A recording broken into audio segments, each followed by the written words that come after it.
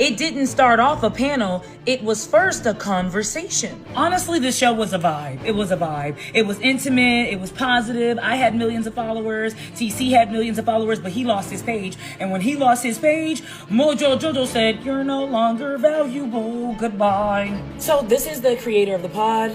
This is Randy Rosario, Mike the Poet, Trip Fontaine, fine ass Keita Rose. This is Kitty Rose. She got Randy out quick, fast. She said, "I want your spot. How can I manipulate everyone to get it?" I'm not a victim. I don't even want to call myself a victim. I trusted a man with taco meat on his face. He used to say things like, "You're not going to be aesthetically pleasing," or "Are you working on your weight, Keita?" A lot of you are saying, "This seems a little one-sided, Keita." Right, because I'm the only one talking. So, since your faves get paid to speak on a daily basis, they should have no problem freaking out. Whew. Yeah. Wow. It's gonna be one of them kind of shows, people. Yeah, definitely. Welcome to Hardly Initiated. It is your host, Tyshawn Jackson, and I am in here with my co-host, Ryan Catchings. Ryan, what's up with you? Man, we're just giving the people what they want. So, listen, we look at what y'all watching. And y'all got to, Keita Rose channel is probably listed on when you go and you look at what the audience is watching, right. Probably 3 different pages is listed. Keita Rose is on there. Yeah. So you want to hear what she got to say. And fortunately enough, we actually having her on the platform tonight. Yes. Crazy. So Keita Rose actually is going to be here. So we're going to get to go ahead and chronicle that side of the story here. So I'm very excited to introduce you guys to Keita just a bit because she is backstage. But hold tight. Right. We got to go ahead and give y'all some announcements and show y'all who the sponsor is. So big shout out to the episode sponsor today, BetterHelp. Let's talk about them. Yeah, shout out to BetterHelp, guys. Listen, it's already, we really deep into 2025. And if you haven't done anything to change your life, maybe tonight is that call to action for you. And guys, BetterHelp is doing a lot of things. They literally help over 5 million people across the world daily, right? And so if you're interested in therapy, and keep in mind, it's not just for people with major trauma or major family and relationship issues. It's even for people who just need a little bit of help, that little bit of push, helping you set boundaries, getting your life back in order. BetterHelp is really one of the best options out there, guys. So if you want a licensed therapist, which keep in mind, you can pick up from an entire lineup, and if one don't work, you throw them away and get you another one. All you got to do is click the link in the description, go to betterhelp.com/initiate for, what was it, 10% off? Help me out, Ty. I think it's 10% off. That's what it says on the screen there, brother. betterhelp.com/initiate for 10% off. Listen, BetterHelp help us put on the show, so they're giving out these deals, so I just want to make sure we keep it accurate. But anyway, you already know. Click the link in the bio and allow BetterHelp to help you change your life today. Hurry up and buy! Go ahead and take advantage of that one there. I'm ready to get to the show, man. Let's get Keita Keita Rose on there. Yeah. Everybody, drop some love in the chat for Keita Rose. What's up, Keita? How you feeling, sweetheart? Take off mute. You take are off mute. on mute. We gotta unmute we gotta take so we care. can hear. Dynamic talent, entrepreneur, online I'm personality. doing good. There you Excellent. go. There you go. So let me tell you, Keita, you have absolutely taken the internet by absolute storm. Yeah. Over these last few weeks. You know, we have become familiar with you from being one of the OG cast members of the Tonight's Conversations platform, which is no stranger to our audience. Our audience are connoisseurs of the relationship content, relationship space, and a few people from the platform have actually made their way on Hardly Initiated. And vice versa. And you know, Ace has been on here in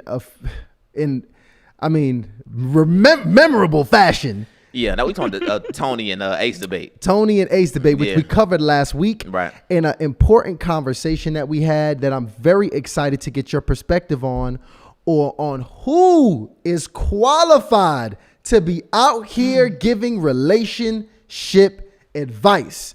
So we've never gotten your take on this conversation, which I'm very excited about doing.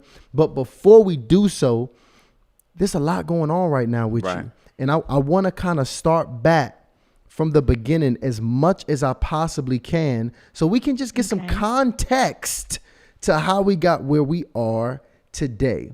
For those of you who are under a rock and have not been seeing the documented series that has been going out on YouTube, Instagram, It's and literally TikTok. a docu-series. It is. Yeah. Well, what part you on right now? I'm on part 16. Yeah. Part 16. It's getting millions of views. And it's getting millions of views. And by the way, because I don't know if people know the weight of what's going down right now. It's a lot happening. You announced that there's litigation happening. So even to protect yourself, myself, the platform, guys, everything is alleged while this is in court. They still moving through some things. So Keita's going to be able to communicate to the best of her abilities here while we're on the show today. I want to take it back from the beginning, Keita, because you actually walked us in the early parts of the docuseries, the original cast of tonight's conversations, the original even name of what it was when you guys were on tour and on the road. And in private, we also discussed how it was more entertainment, and I think it transitioned to healing.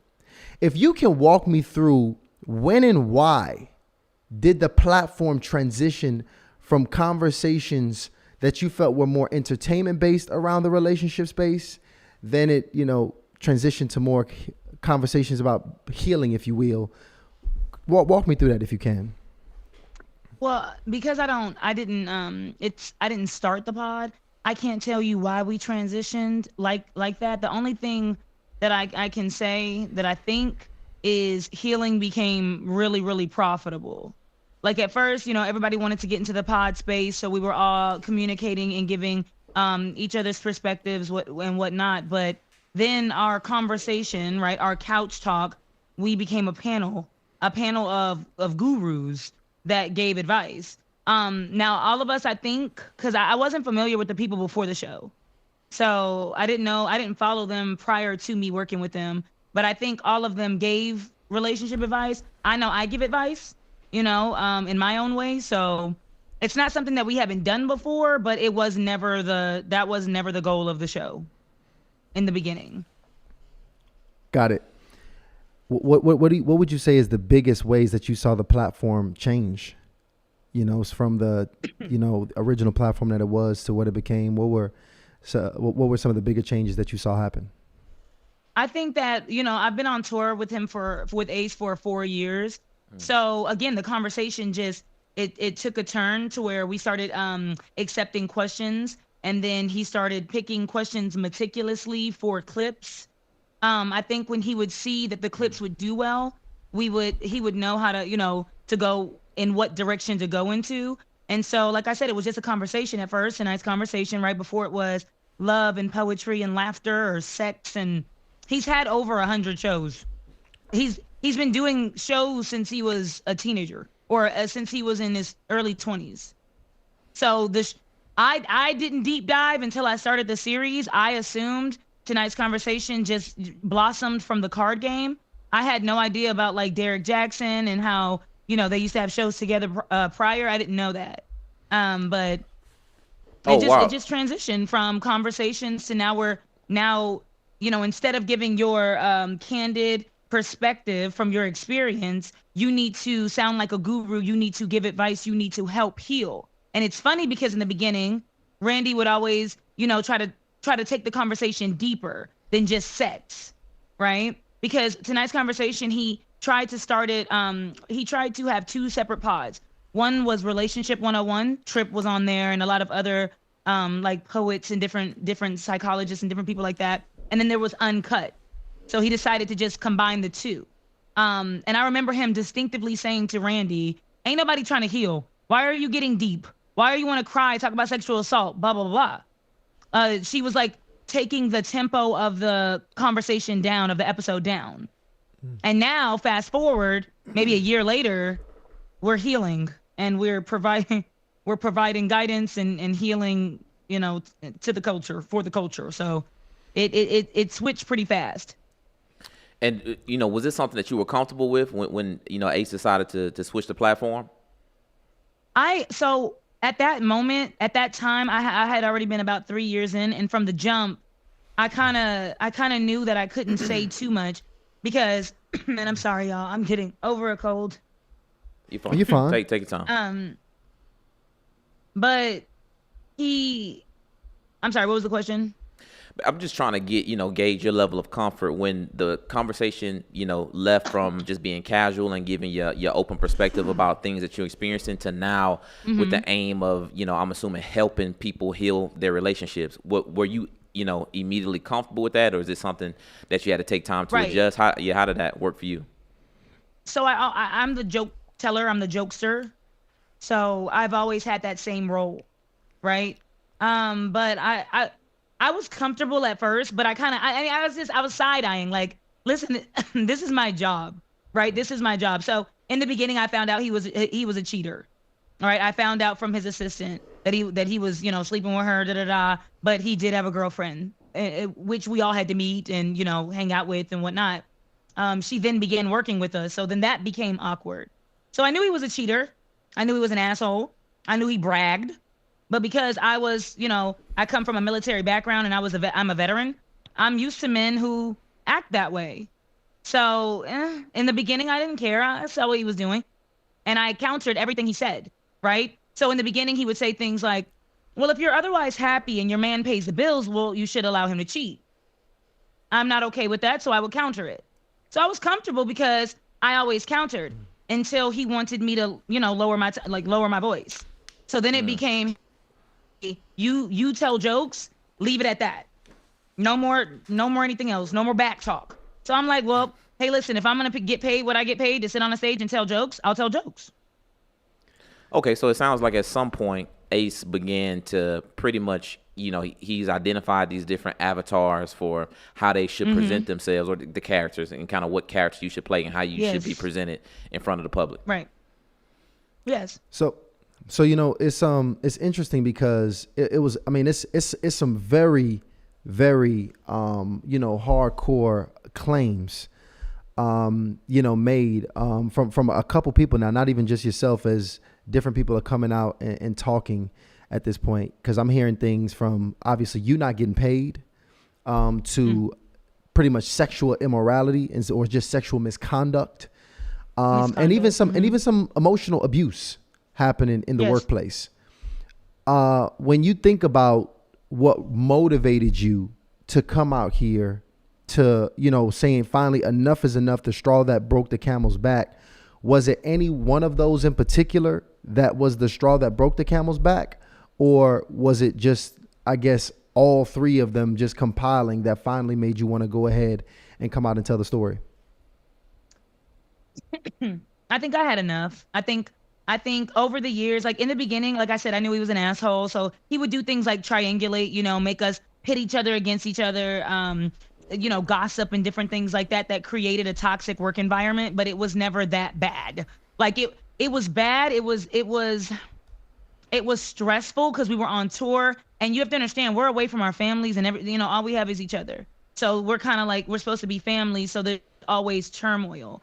But towards the end of my time, he wanted to do a transition to one. He wanted more celebrities. He wanted more, an audience, because like I told, my, on my docuseries, he had, he takes our audience and he clones them. So if you've ever interacted with me ever, you're going to be directed to his page, directed to buy tickets from him. Right.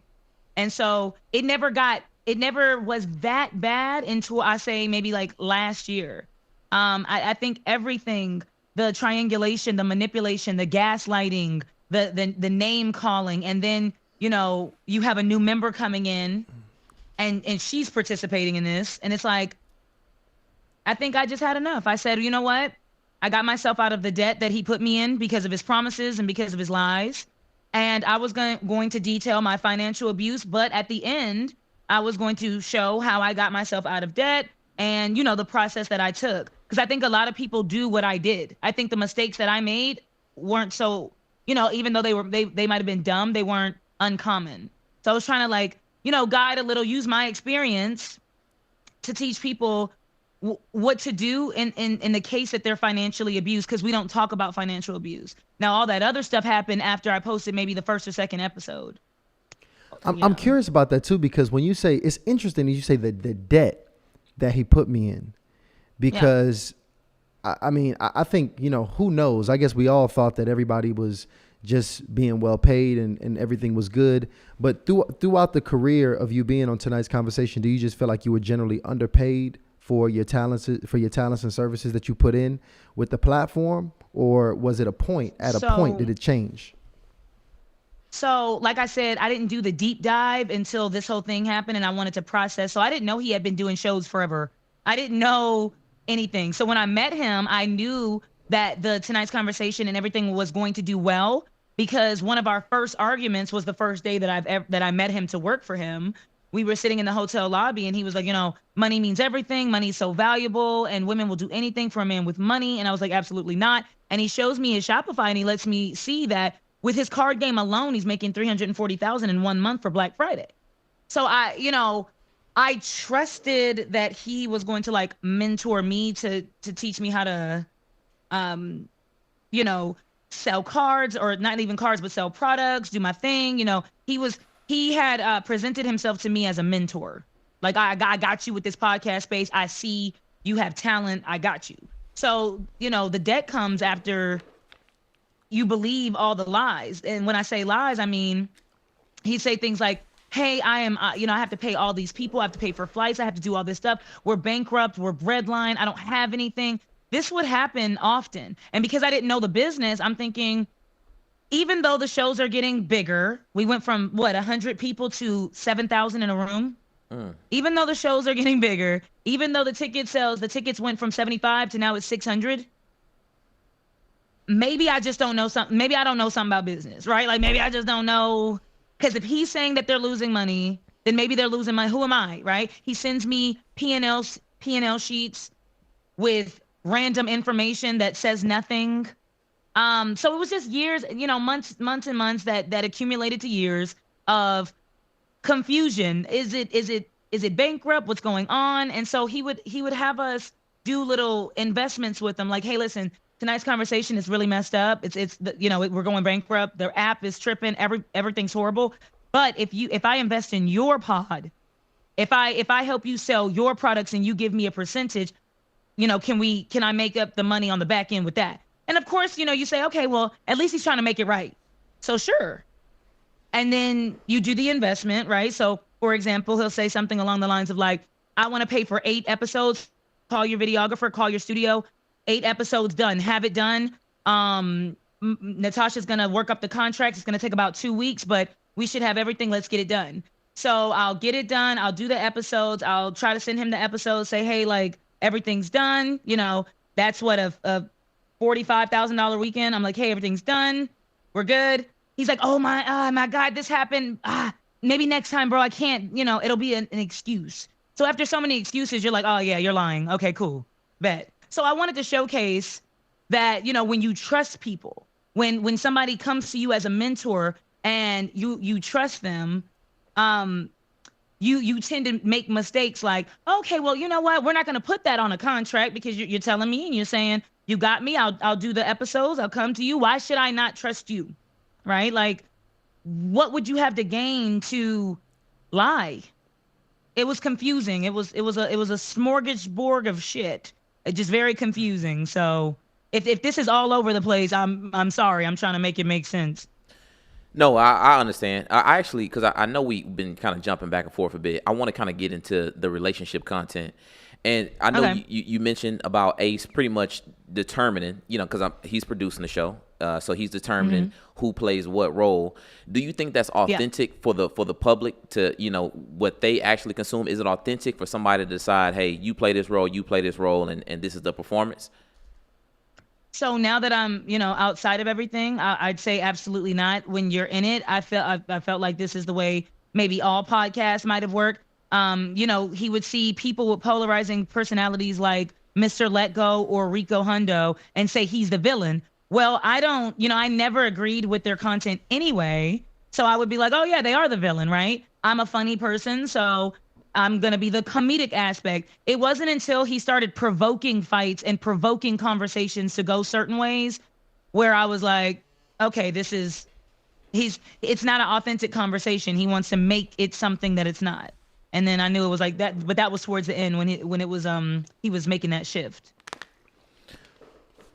That's one of I guess that kind of takes us to the main conversation that we had on our platform 8 months ago, even last week, to the credibility of, who's qualified to give relationship advice. Because it's interesting, when you think about our culture, when you think about our relationships, Keita, you already know our relationships are just all the way jacked up. And for the most part, we relatively lost. Our homes are broken as hell. Most of us don't really get a good example at the house. Our mentorship is slighted, and we probably hanging with folks and getting advice in our friend groups from people that's relatively in the same level of trauma as us. So, I think it's pretty powerful, and I've learned that over these last 3 to 4 years, having these microphones and putting out content, the impact and influence that it has on people's lives. And I think that's what inspired the conversation that we had on who's qualified to give relationship advice. But just curious, when you think about tonight's conversation and the original cast, the cast that it was today, and the millions of people, the impact and influence, tonight's conversation probably touched more people than any other platform in the relationship space. I agree. Yeah. Do you feel like, tonight's conversation was qualified to be giving relationship advice? Well, before I like to add context. There's so many different people, right? There's so many different like special guests. So I can't say everyone that's ever been on the platform isn't qualified, because I've met some really qualified people. It wasn't until I started to deep dive into who these people actually were, right? Like when Tony and Ace got into it, I kind of understood both sides, and I understood where Ace was coming from. Hey, like, not everybody thinks the way that you think. So I said, okay, well, if you're not a Christian, you might not date, with the same rules and this under the same guidelines as a Christian, right? So I can understand that. However, when I started to find out who these people were in their personal settings, I said, oh no, okay, no. now this is too much, right? Because people will say, I don't think single people should be able to give relationship advice. Well, I disagree. If you're single at the moment, you have to, then figure out, why are you single, right? Are you single because you're healing? Are you single because you enjoy being single? Are you single because you're just getting out of a relationship? Why are you single? So I wouldn't say that only married people can give marriage advice, because some people have terrible marriages. But I would say, who's qualified? A person that means what they say and they can practice what they preach. That's who I feel is qualified, from my personal opinion. That makes sense. And Keita, I want to try to figure out if it's a differentiation between, somebody who absolutely has bad character versus somebody who, is growing their platform. They're probably seeing money that they've never seen before. They're probably experiencing levels of temptation that they've never experienced before. Could it be possible that a person could have a good character, but just may have a temporary letdown in some areas that, the temptation just got a little bit too big? Yes, but let me say this, and I really don't want any hate right now. It's been a hard couple weeks, but I'll take it. I think Ace is who people think Derek Jackson is. And this is what I say. The distinction is, there are people that have, that got the fame, that got the attention and the power, and that made mistakes, and they kind of got a taste of it, and it bit their ass, and they got humbled, and they said, okay, shit, all right, I got too big for my britches. Yes. That's who I believe from getting to know him. That's what I believe happened to Derek, right? And he was like this polarizing villain, right? Ace has had a pattern of this behavior that dates back to his early 20s. And I can't say that Derek, this might have been a bad example. I don't know Derek, and I don't know what he did in his past life, but when you have multiple people, men and women, coming out about this person for years, this is not I got power hungry a little. I've been chasing power for a long time. I've been chasing money for a long time, so that I can destroy the same people that destroyed me, right? So that I can overpower the people that I felt took control and took my power away. That's what that is. There is a distinction. I think Ace is a terrible person. So pretty much you're saying because Ace in particular, what he was doing in his personal life didn't add up with what he was actually communicating. That's what you're saying disqualifies you from being able to give relationship advice, is what you're saying. I feel like we all fall short, but when you're giving advice, right? When you have a job, just not even advice, when you have a job to do. Our job now, he's made our job to give advice on relationships, and the people that are paying this amount of money are expecting us to know what the fuck we're talking about. You made that our job. Our job at first was to give, a perspective. I can give my perspective on whatever. It's my life. And, if I've experienced it, I'm allowed to talk about that. But to position myself as some type of doctor, some type of life coach, when, right? Everybody, I leave a trail of victims behind me. Kitty's the same. I leave a trail of victims behind me that have to pick up the pieces of their lives. No, absolutely not. For example, and we're not even talking about advice. I'd like to talk about your job. Police officers are there to protect and serve, right? But they'll, when a black man or a black woman gets shot, they say, oh, I was scared. If you're that damn scared, you shouldn't be a police officer. Preachers that are there to guide a congregation shouldn't be touching little boys. If you fall from grace that damn many times, you need to find another job. It's not hard. It's not a hard concept. Understood. And just curious because the last time we've had this conversation, I think it was really the validity of tonight's conversations in general was being a question in the debate that had took place. Is there anybody else that you feel should or was disqualified from not being able to give relationship advice in particular on Cass? You talking about aside from Ace? Aside. Yeah, Kitty. Absolutely. It's the same situation. It is the same situation where this person positions themselves to know what they're talking about. I have a husband, I have a family, I have this, and this is why I should be able to influence your life. This is why you should listen to me. And listen, I understand when people say, well, what do they say? A clock is broken. What's the saying? Do you know the saying? A clock is twice a day. right. A broken clock is right twice a day. day. Yeah. That's some dumb shit. You wouldn't go to the store and buy a broken clock. How about this? Let's get a clock that works. Right? Let's not wait for a clock to be right when they are and say, it's right. Let's get something that works. Let's get something that makes sense. Understood. You posted this actually today, Keita, and I want to read this because I think this is relevant to how some people out here feel. You posted this. Actually, you posted, 2 days ago. It says, I think somebody commented this. It said, Dear Keita, you sat with Ace Metaphor the entire time quietly while the money was good. The moment the money get funny, now you want to talk. Just like a Negro, man. A lot of us don't care about what's right. We care about the money. This fake loyalty is crazy to me. Ace wasn't married, so it don't matter who he has sex with on the panel. As long as you didn't give him none, don't worry about the next grown man's vagina. Shaking my head. This is extremely messy. So for people, obviously, that have this perspective, because I think this perspective just actually represents the other a side. large group of people that might actually feel this way. What do you say to that? Do you feel like for the people that feel like it's really 100% about the money, why now you're actually coming out and addressing all of these things at this point in time? Right. Well, I would say this. If you went to work and your boss started playing with your money, I think you would be mad. Right? I think when the money gets funny, shit's not funny anymore for everybody. So I'm not understanding why this is a problem or why this is such a concern. But what I will say is I knew he was a cheater and I sat by a cheater. I absolutely did. However, I countered what that cheater said as much as I could. And when you look at people, I gave up for a minute. I ain't going to hold you. I used to talk to K-Love and be like, this nigga is a liar. He's, and she would tell me, listen, stay focused, work. It's work. This is entertainment, and that's what it was.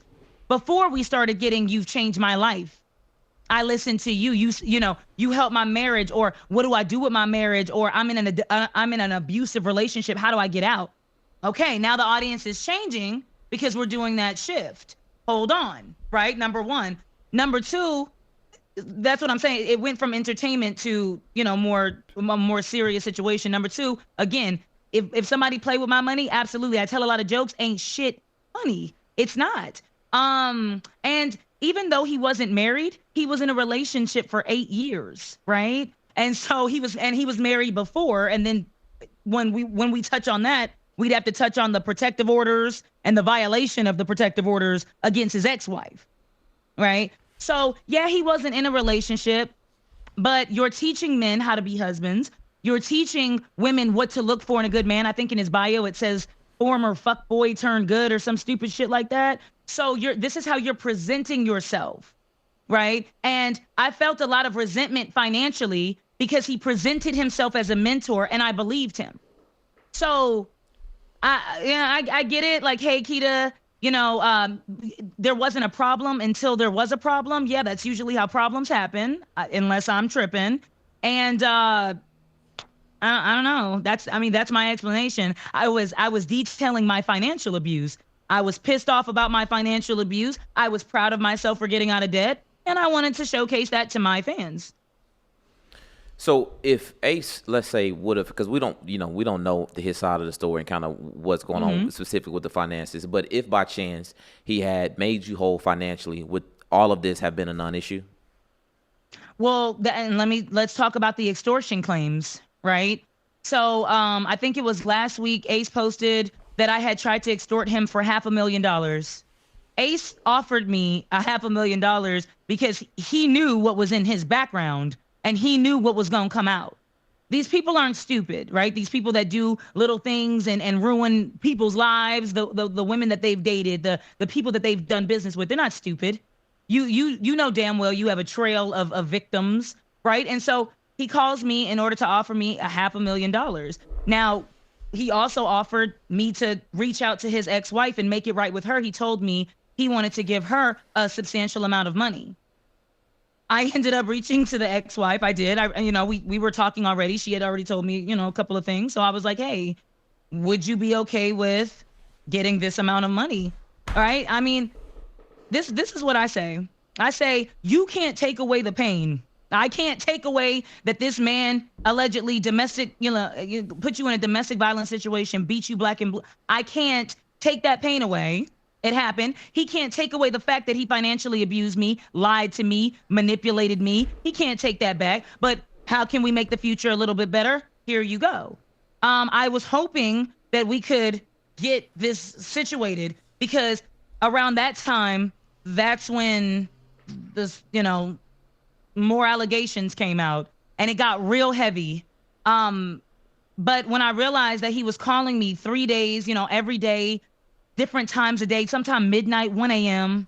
I realized he was just trying to push me into a manic mode so that he could get me yelling at him so that he can post it and say that I was extorting him. So he was never calling to make things right with the ex-wife. He was never calling to make things right with the ex-girlfriend. He was never calling to make things right with me. He was trying to push me into a manic state, right? Calling me over and over and over, telling me to call my lawyer over and over. He pesters, he harasses, he won't let you go. So I wanted it to be over, yeah. And let me tell you why. I wanted to be done with him. I had did the post. I told everybody. I told him I was going to do it before I asked him for the post. I said, can you just let me go? But Ace has a hard time letting people go, letting women that he's in relationships with go, letting people he works with go. He has a hard time. He wants to possess you. So my post was a way of me saying to everybody and to hold myself accountable, I can't go back. I'm not going back. I mean it. I'm done. And so, yeah, I was gonna take the money that he was offering me. I was gonna put what he owed me in my pocket. Thank you, because that's how you had me fucked up in the first place. So thank you. I was going to disperse it to the people that he didn't hurt in the past that had nothing to do with me, and I was going to call it a day. Now, if that makes me a terrible person, I don't know, because it's a lot of burden on me. You have to understand, I'm showcasing financial abuse. I want my fans to see what it looks like when you call out somebody, when you confront somebody, when you stand up and you say no more. I wanted to tell myself, break away from him, make it public so that he cannot pester, he cannot call, make it a big thing. I wanted to get the fuck away. You know, you want to help other people when you're experiencing abuse, but sometimes you have to save yourself first.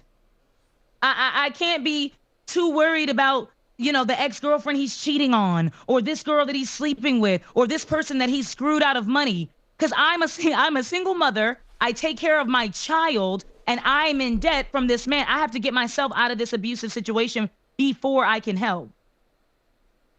I'm sorry. Did you? No, Sorry, No, you're here. guys. You're fine. You're here. Okay, before I can help, before I can stand up and do all this, I have to figure out what's going on. Even now, let's talk. So finally, I come out, I say it, I mean it. I say, leave me alone. We're done. We're done. I disassociate myself. He still calls. He still emails. He still pesters. He's still watching from different pages. Now there's talks. I haven't gotten served with a lawsuit, but now there's talks of a lawsuit of upwards of 200,000. Now, what if I didn't get myself out of debt? And now I stood up against this man. No one standing with me, as you can see, right? Randy showed public support, and I appreciate it. No one standing with me, so as you see, and now I have to fight this multimillionaire in court as a single mom. But I'm supposed to be worried about everybody else and saving them first. I have to take care of myself. I was worried about the victims. That was, that they were in there as well. But yeah, I wanted him to make it right. Absolutely. You mentioned. I'm sorry. Go ahead, Ryan. Well, I'm just curious. What do you think is up with the other cast members? Because I'm sure Ace is going to continue to grow and develop tonight's conversations. He's going to continue to go on the road, continue to put out, content for the people. What do you think is going on with everybody else? Why hasn't the other cast members or the majority of the cast members come out and echo the sentiments you have? Because they want their money. Because we all have families. Because this is our livelihood. Because this man has told all of us to quit our jobs. This is gonna blow. We're gonna be millionaires soon. We're a family. We started this. Because they want to keep their jobs. Because the crew, the audio, the managers, the Insta workers need to keep their jobs. This isn't the first time that I've gone out against somebody, right? I went against my commander in the military. And all the women all the women in my platoon, they were serious about finally going after him. They had enough of him. And finally, when shit got hot, I was alone. So this is not new to me. I know people are like, well, if no one's talking, then you must be lying. Or, this shit, I've done it before. Listen, we know what happens when you stand up against an abuser. We know how many people it takes to be to enable and to be complicit in order to keep that abuse going. It's not just one person. It has to be a team of people. Now, do you think it's fair to, because I understand, because I'm sure, well, I'll let Tyshawn speak for herself, but I've been in situations where I've experienced levels of professional wrongdoing, whether it was just really shady stuff done to me personally, or if somebody shorted me from my money. But do you think it, is fair to Ace personally for you to kind of share some of these things about his personal life and the things that he's doing in his personal life to the public? Well, I would say this, and I that's a big concern too. That's a lot of people are on my ass about it, right? This is not your business, but let me tell you. One, Ace has used his abuse to make me feel bad for a very long time. I justified a lot of his actions to my friends and family that begged me to get out of this job because they saw that it was killing me. I justified it and I said, when this makes money, it's gonna do well. You'll see. Also, I said, he's been abused. He wasn't raised with love. He was raised off survival. You don't get it. Because I genuinely felt bad until I realized that he uses his abuse to gain sympathy so that you do that, so that you justify. He's told these abuse stories to everyone, to random people, to people at clubs, bars, breakfast, brunch. And this is called, for those that don't know, it's called trauma dumping. So when you trauma dump, you feel great, right? You let all that shit that's been bottled up inside, you let it out. But what people don't think about and what people don't realize is the people that you're dumping it on to, now they carry that burden. I wanted to showcase, first of all, I already have the burden of financial abuse. I already carry that burden. But now once I came out to my fans, people that I've always been transparent with, more people and their burdens fell on me. Listen, we get paid to speak publicly. We get paid to give advice about relationships, how to build a relationship, how to maintain healthy relationships, how to be a good friend, how to be a good partner, how to be a good everything. This is what we do. So there should be no problem with coming out publicly and conflict resolving. I think it's hilarious when people are so proud and boast about the things that they do privately or amongst people, right? But when it's in public, then they have a problem with it. He boasts about the women that he has sex with. He talks about the position. He talks about how he loves when women eats his ass, and he'll hold their head like a toilet paper roll, and all that. Wow. Which is another portion of this I'd like to address when people say you're not a professional. Hey, we talk about anal pegging more than a comfortable amount of anal play and pegging and all that other shit. So it's really difficult to take that type of advice, right? Be professional. That's comical. But even the side chicks, right, that were sleeping with him whilst he was in a relationship, and he would showcase his girl on stage to thousands. Sometimes, not all, but sometimes. They were proud. Oh, what I do to that D, I'll drive 5 hours for that D. I throw up on it. I do this and that. Until it became public, and then you weren't proud. I would encourage people to start living the way that they portray that they live, right? Don't do shit in private that you would be afraid to do in public. Why so many people are upset, right? Why so many people get mad when you tell and this and that? Of course, privacy is important, especially between friends, but we were not friends. Let's be clear. We're coworkers, right? And he made that very clear we weren't friends and that he didn't care about me at all. He was publicly, when I say publicly, I'm talking about cast members, crew, everybody, publicly talking about these things. He just didn't want more people to find out.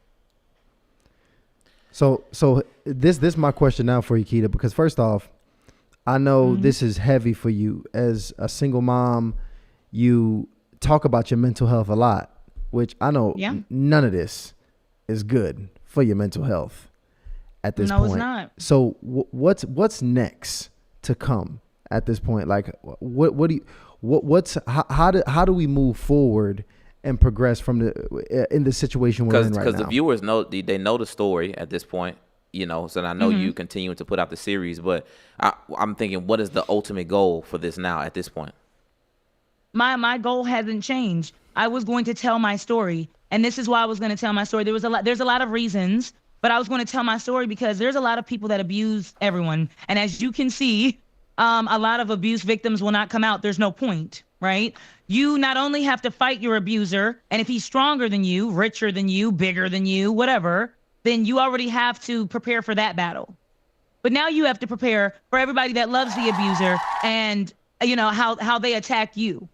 I wanted to tell my story because for the people that follow me, for the people that know I've stayed the same and haven't changed my identity 5 times in the last 3 years, for the people that know me and rock with me, all you have is your voice. And sometimes if you can't carry a camera and with good audio to prove that somebody abused you, to prove that he did that thing in the alley or whatever, it's going to be really hard to prove that you've been through some certain things. And a lot of people aren't going to believe you. You aren't going to get validated. You might lose your job. You might lose all your money in court. Your life might end up worse than when you were currently being abused. But what you have is your freedom when you stand up and when you say, you've done this to me, you were wrong. And when you don't allow yourself to be gaslit to another conclusion, to another, for another narrative. No, absolutely not. All I have is my story. They said, well, what is the point to tell my story? Well, what do you want to gain? I want to gain telling my story. After this, I'm going to continue to content create like I did prior to being on tonight's conversation. And we talk about my mental health. Absolutely. I've been through hell. I've been through hell. And now finding out who the fuck I really worked for, I'm sick. I'm disgusted. I'm angry. Yes. But I'm going to move forward. I'm going to continue to be strong. I stood up to him. I've now publicly disassociated myself because in 5 years, when some terrible shit happens and everybody says, Keita, you stood by that man. No, the fuck I didn't. I left. I stood my ground. So all you have is your voice. What's next for me? I don't know. I've always been blessed. So I'm guessing blessings. Well, because I'm listening to you, Keita, and I can tell that it's definitely heavy on your heart. And when you look at the series, I mean, I've personally have fully watched probably 9 to 10 parts of the series, and the level of energy and creativity that you putting into the series is like it has to be more than just from the professional relationship, And Tyshawn and I, we met you a few years ago when we had the opportunity to meet Ace for the first time. We met the entire cast there. And, obviously we had, some interaction on camera, which was one thing. But everything outside of that, I thought you was a very cool person. I thought most of the people there were very cool people. In fact, I thought the environment was so welcoming and warming. I'm like, it seemed like it was a very much so a family environment. So I just want to confirm this. Is that 100% true that you and Ace were at no point friends and your personal relationship has nothing to do with this? You mean, were we friends? Correct. Yeah, I mean, in the beginning, I would have considered us friends. I consider him a mentor and a friend. But no, we are not friends. No. And we've not slept together. That's going to go ahead and be my 13th reason if people keep saying that. I'm dead ass. I'm really serious about that. No, that's not where I was going, but more so, that, I mean, because you guys at some point were friends, I mean, is it fair to say that this also has something to do with the personal relationship that you did have at some point? Absolutely. Let me tell you why. And same thing with Kitty. It's absolutely personal. Now it's personal. When you tell somebody to quit their job, when you try to, I'm talking about Ace at that point, right? But even Kitty, when you invite my son places, when you want to hang out and do movie nights and go to dinner and da-da-da, you are getting personal. Ace wanted to meet my kid, wanted to see da-da-da. You want to get personal. We could leave it at clock in. We could leave it at clock in, clock out. When I see you at whatever city that we're performing in, hi, how are you? Do my job, get away. But it's never that. It was never that. It's always more. It's always hour-long conversations about abuse and why is everybody mad at me and why do people hate me? Both of them, the same. So you drained all my energy. You trauma dumped all your shit, all your childhood abuse, church abuse, everything on me. You invited my family in. You told me to quit my job so that I solely depend on you financially on this platform taking off financially. You made it personal. They made it personal. It absolutely is personal. If they don't have one op, I will be. Hello, I'm the op. Mm-hmm. Well, I'll tell you this, Keita, first off, what you're doing is absolutely bold, and even bold for you to come here on a hardly initiated, especially how we went ahead. Yeah, 1,600 people in the chat. And shout out to everybody in the chat here tonight. 1,700 people in the chat. First of all, just thank you, Keita, for coming up on here and sharing with us. Thank you. I really do, wish you well. Whenever I just know whenever legal gets involved, because we was involved in legal as well, I just know it gets even a little bit more stressful. It gets financially straining. Yeah. But still, I wish you absolutely well, and nothing but blessings. And just make sure you take some time to just kind of step away from all this madness, because I know right now how that energy get when it get heavy on the internet. So just make sure you take care of yourself and your mental health more than anything else, Keita. Okay. Thank you so much. I appreciate you guys. Absolutely, Keita. Everybody show some love to Keita in the chat tonight.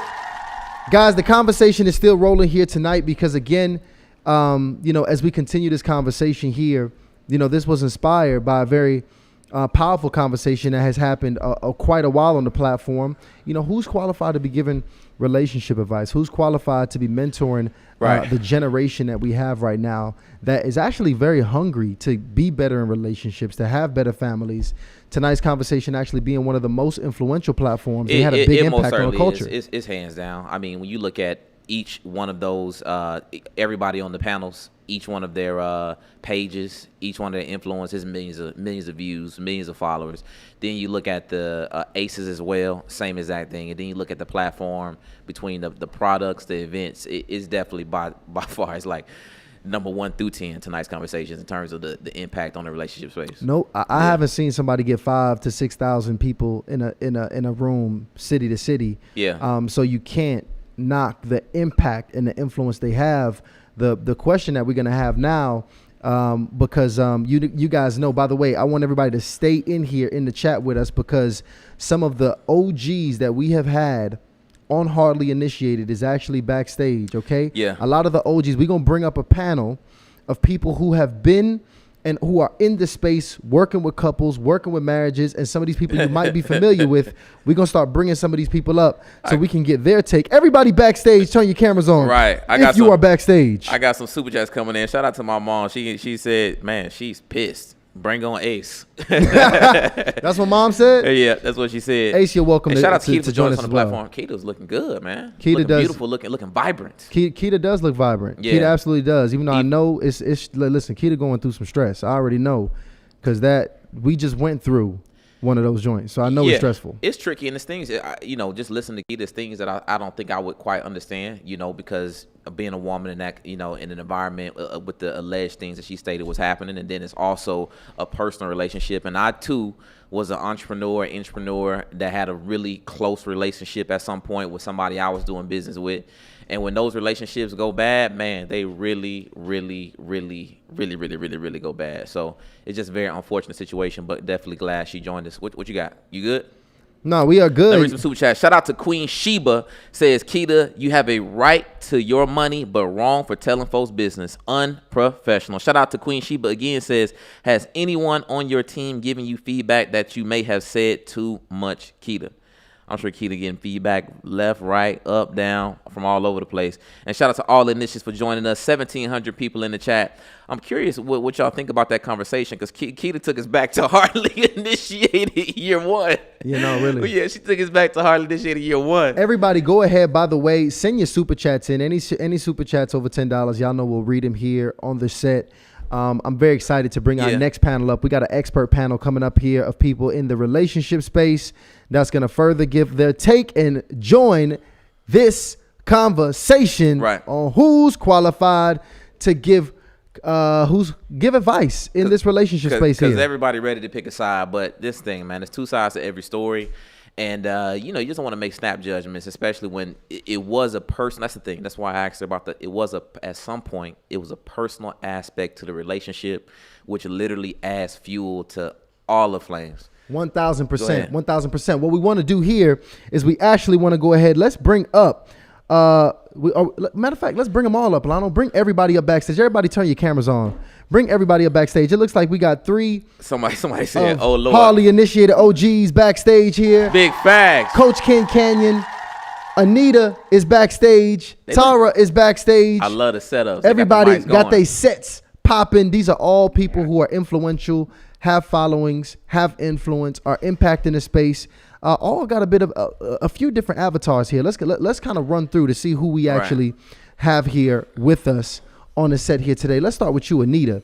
Anita, can you please go ahead, give me your name, your age, your location, and your relationship status?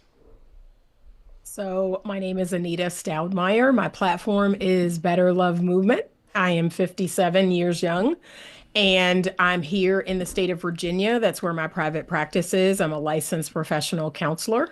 I was married. I'm divorced, and has been for about 22 years. There you have it. Thank you so much for joining us, Anita. I don't know if y'all remember that. If my OG initiates remember, I think was it 50-year-olds teach single ladies the game? Mm-hmm. Oh, that was a classic. 50-years teach single ladies the game. Views on that one. That's a classic on the Hardly Initiated platform. That probably came out last year sometime. Yeah, that's when we was all love. No, that was 2022. I think November 2023. Wow. Yeah. Wow.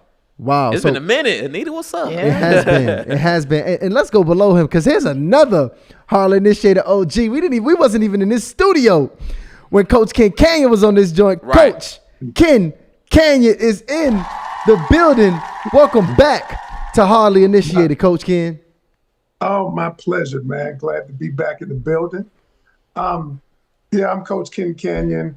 I am a communications and relationship coach.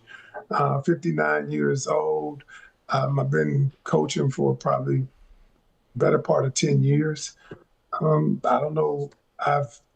To date, I've saved 302 marriages, put over 1,400 people together.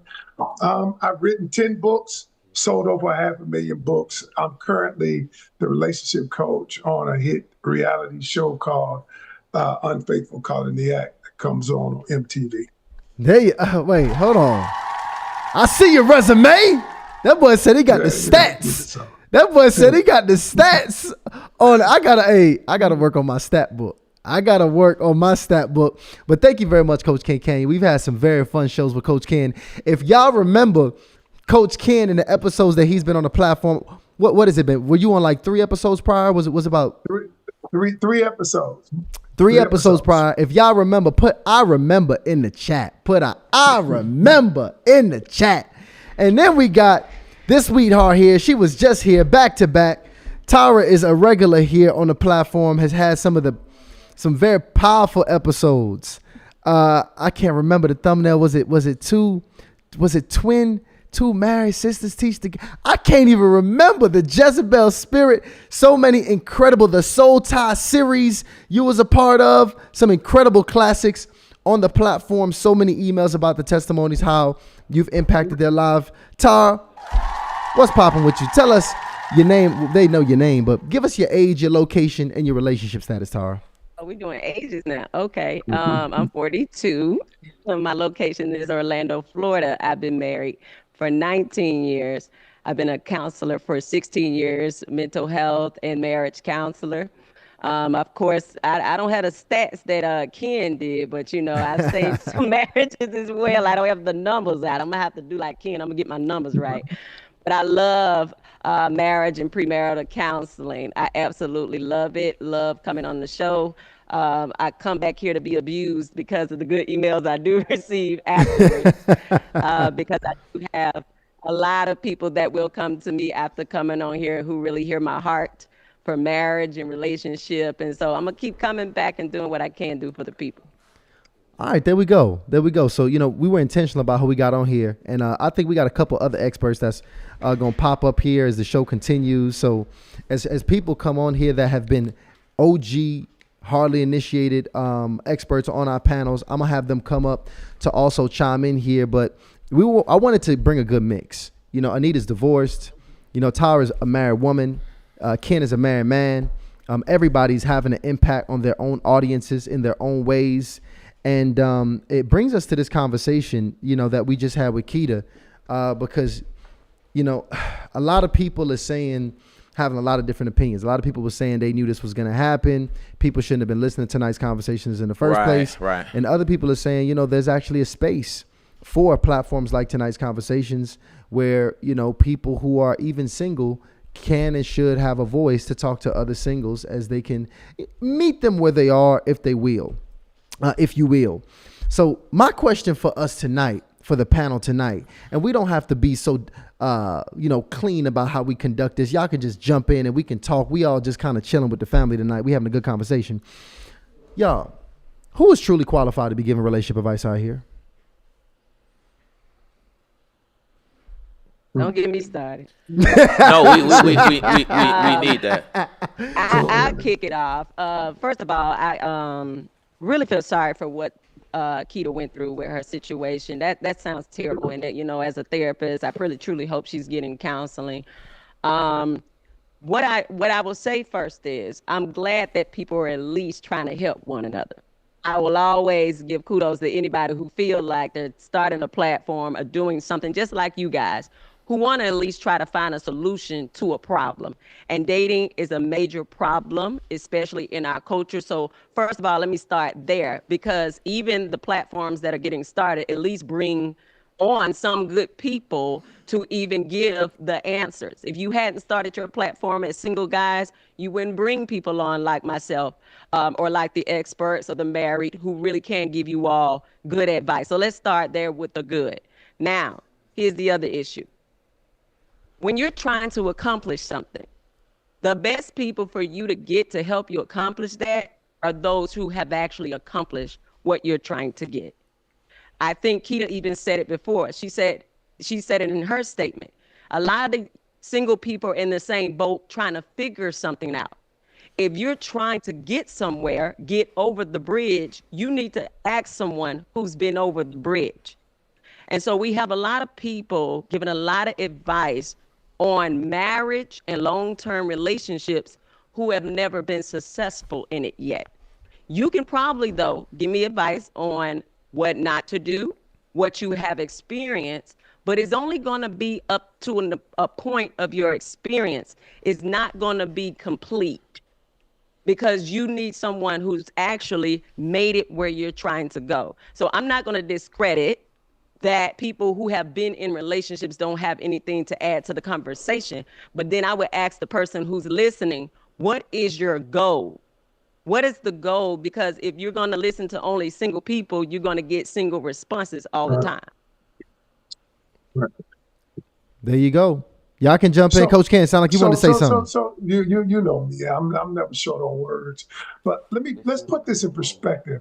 The young lady who was just talking, I love what she said. I'm sorry, I don't know your name. Keita, Tar Body. Thank you, Tar. So y'all, let's put this in perspective. So at the end of the day, you guys have a successful podcast. And I think me and Tyshawn, we talked about this. You would not go to a person who had an unsuccessful podcast to get advice on how to be successful in podcasting. It's just like a person who wanted to be a millionaire. If I wanted to be a millionaire, I would not go to the person who was broke. Now, am I saying to piggyback on what Tara said, am I saying there is no credibility in learning what not to do? But I take the opposite approach and say, tell me what to do, okay, as opposed to what not to do. So there are so many people out there that will say, here's what I wouldn't do. I wouldn't let it come over my house at 11 o'clock at night. But then tell me what to do. And so it's easy to say what not to do because that absolves you of the formula, the blueprint, and knowing what to do to be successful. At the end of the day, I'm not coming to you because I don't want to know what to do, because I don't know what not to do. I'm coming to you because I want to know what to do to have a successful relationship. That being said, I often tell people often say, I said, I'm not an influencer. I am a transformation specialist. I'm a coach for real. Even when I'm on TV, I said, I don't play a coach on TV because I transform lives. What makes me an expert, not only are the results, the damn results make me an expert. You think about it. Every couple that was headed for divorce court that I detoured, that they detoured as a result of me, then that's why I'm qualified to tell you. Because at the end of the plus, I have the very thing that I'm telling you that you can have. I have a successful relationship. I've been through hardship when we almost got a divorce and we put it back together. I've been through personal development and learning how to communicate. Everything I teach you, I'm not only a coach, but I'm a student first. That's what qualifies. Now here's the thing. You pretty much said is because I can bring the results and because I also got what I'm telling you that you can get. So if they ain't got it, if they single, should they be talking about it? Hey, again, sure, you can talk about it, but you talk about it from the perspective of what not to do. See, if you talk about it from the perspective of what not to do, because if you haven't experienced it, how can you tell me what to do? I mean, just look at it in perspective. Just like I go back to examples. You guys have a successful podcast.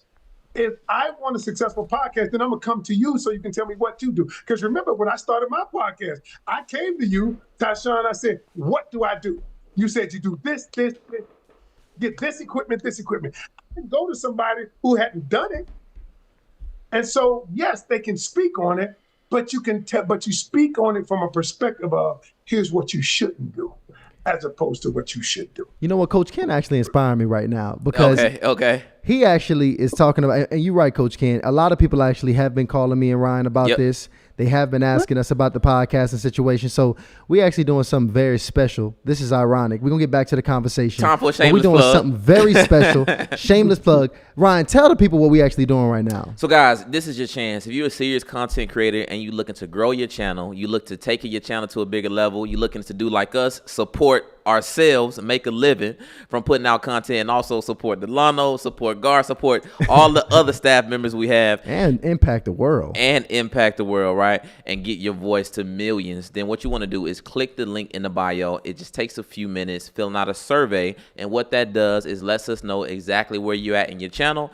And if it makes sense, we're gonna, review all the applications, because we're only taking 10 people, guys. We're only taking 10 people, and we're gonna coach them in a master class coaching course, one-on-one situation to take your channel to the next level. So they're gonna get some high level consultation from me and Yeah. Ryan. Actually, me and Ryan. It's not a course. This is me and Ryan actually working hands on. So we are very busy, y'all. We really do what we this business here.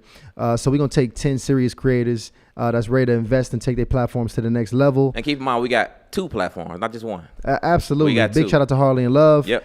And that is a shameless plug. The description is by the way, that is in the description. If you want to fill that out, if you qualify, we'll actually give you a phone call and have further conversation with you there. I actually want to get to my next my next panelist Introduce him here. real quick, yeah. Yeah, let's actually get to Kojo. Kojo just went ahead and joined the panel here. This is another, I said we switching up the avatars, because Kojo is actually a single brother and actually has quite a bit of movement and influence in the space. Kojo, if you can, give me your name, your age, your location, and your, well, I gave you your relationship status, but give it to me anyway. Man, thank you very much. I appreciate it. So yeah, my name is Kojo Ampadu. I am single. And I run my YouTube channel full-time, Little Black Book 91. We talk about relationships through a Christian lens. We break down reality TV and help people see how to have more healthier dialogue relationships in their own lives. So yeah, that's me in a nutshell, sis. There you have it. There you have it. All of these individuals all have influence. I'm going to go over actually to Anita here because, Anita, you heard the questions I asked, Tara and Coach Ken prior. Who is, I'm going to throw it right back at you. Who is qualified to be out here giving a relationship advice? So I am going to give a perspective from the clinical side of things. As someone who has studied relationships, so I consider myself a relationship scientist. I've studied relationships for 25 years. I am clinically trained. I'm someone who is certified in a lot of different forms and types of therapy, have read thousands of books by some of the greatest relationship writers, have been coached by those writers. So for me, it is about the clinical side of things, the scientific side of things. I think we don't focus on that enough. There is research about relationship skills, relationship tools, things that work and things that don't. And things like, searching for compatibility, making sure that we're truly compatible with a person instead of just having a connection or chemistry.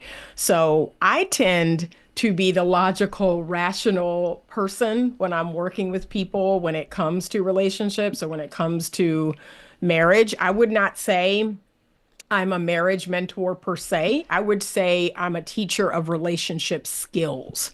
That's what my school platform is all about. So I ask people to come in, and every week they get a lesson, and then we have a live meeting and we talk about the homework from the lesson. So that's what I consider myself to be. I consider myself to be a relationship scientist. I have more of a clinical perspective. And I teach people healthy relationship tools and skills, things that we know based on data that actually work. So that's my perspective. I find it interesting that in the African American community, that's the only community that asks me my relationship status. Wow. No one else asked me that question. Why do you think that is? Because we see, we think that means something. In our culture, we believe that means something. That if a woman specifically is married and has been married a long time, that we make that mean something. And I'm not saying it means nothing. However, they are willing to forego my clinical training. They're willing to forego all of the hard work that I've done to learn about relationships. They forego 57 years of living and being in relationships, being married, dating. They throw all that out. So I just find that interesting that in our community, there's always that question. Wow, you know, and it's That's an interesting interesting because perspective, yeah. I think I'm also that guy. As somebody who is now, you know, kind of in this pre-engagement phase of life, where I've been, you know, really seriously trying to find answers, prep my life, and prepare for this next level of my life. I've always, I can't really take the single coaches seriously personally, if I'm being honest. Only the guys, men and women mostly, but mostly men as well, have been the people I've seriously consulted with. You know, shout out to, you know, Tara. I announced prior that Tara actually, I worked with her on a pre-engagement basis, but my serious and personal conversations have all been with married men, mainly because that's what I see myself becoming. So I like to talk to the people who I see myself ascending to be. But what do you say, you know, Anita, to people that's like, you know, I don't trust somebody who's a single relationship coach? What does that say about that person? Again, you know, that's their right. If they, you know, want to be coached in their relationship by someone who's in a relationship, I believe that's their right.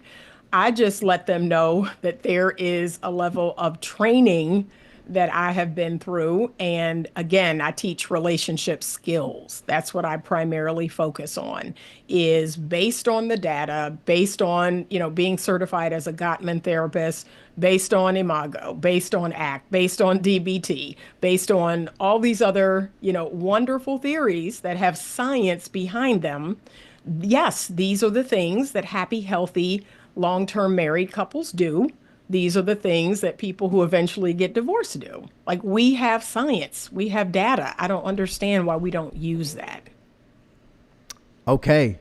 You know, this where I want the whole panel to kind of jump in and really have some fun here. So y'all don't have to be so diplomatic and, you know, kind of wait in line like we, you know, at Wendy's or something right here. We can all kind of jump in and give our thoughts on this, because I got some married folks on the panel. You know, I got single Kojo already introduced herself as well. I want y'all to all jump in here and give me a take on this one.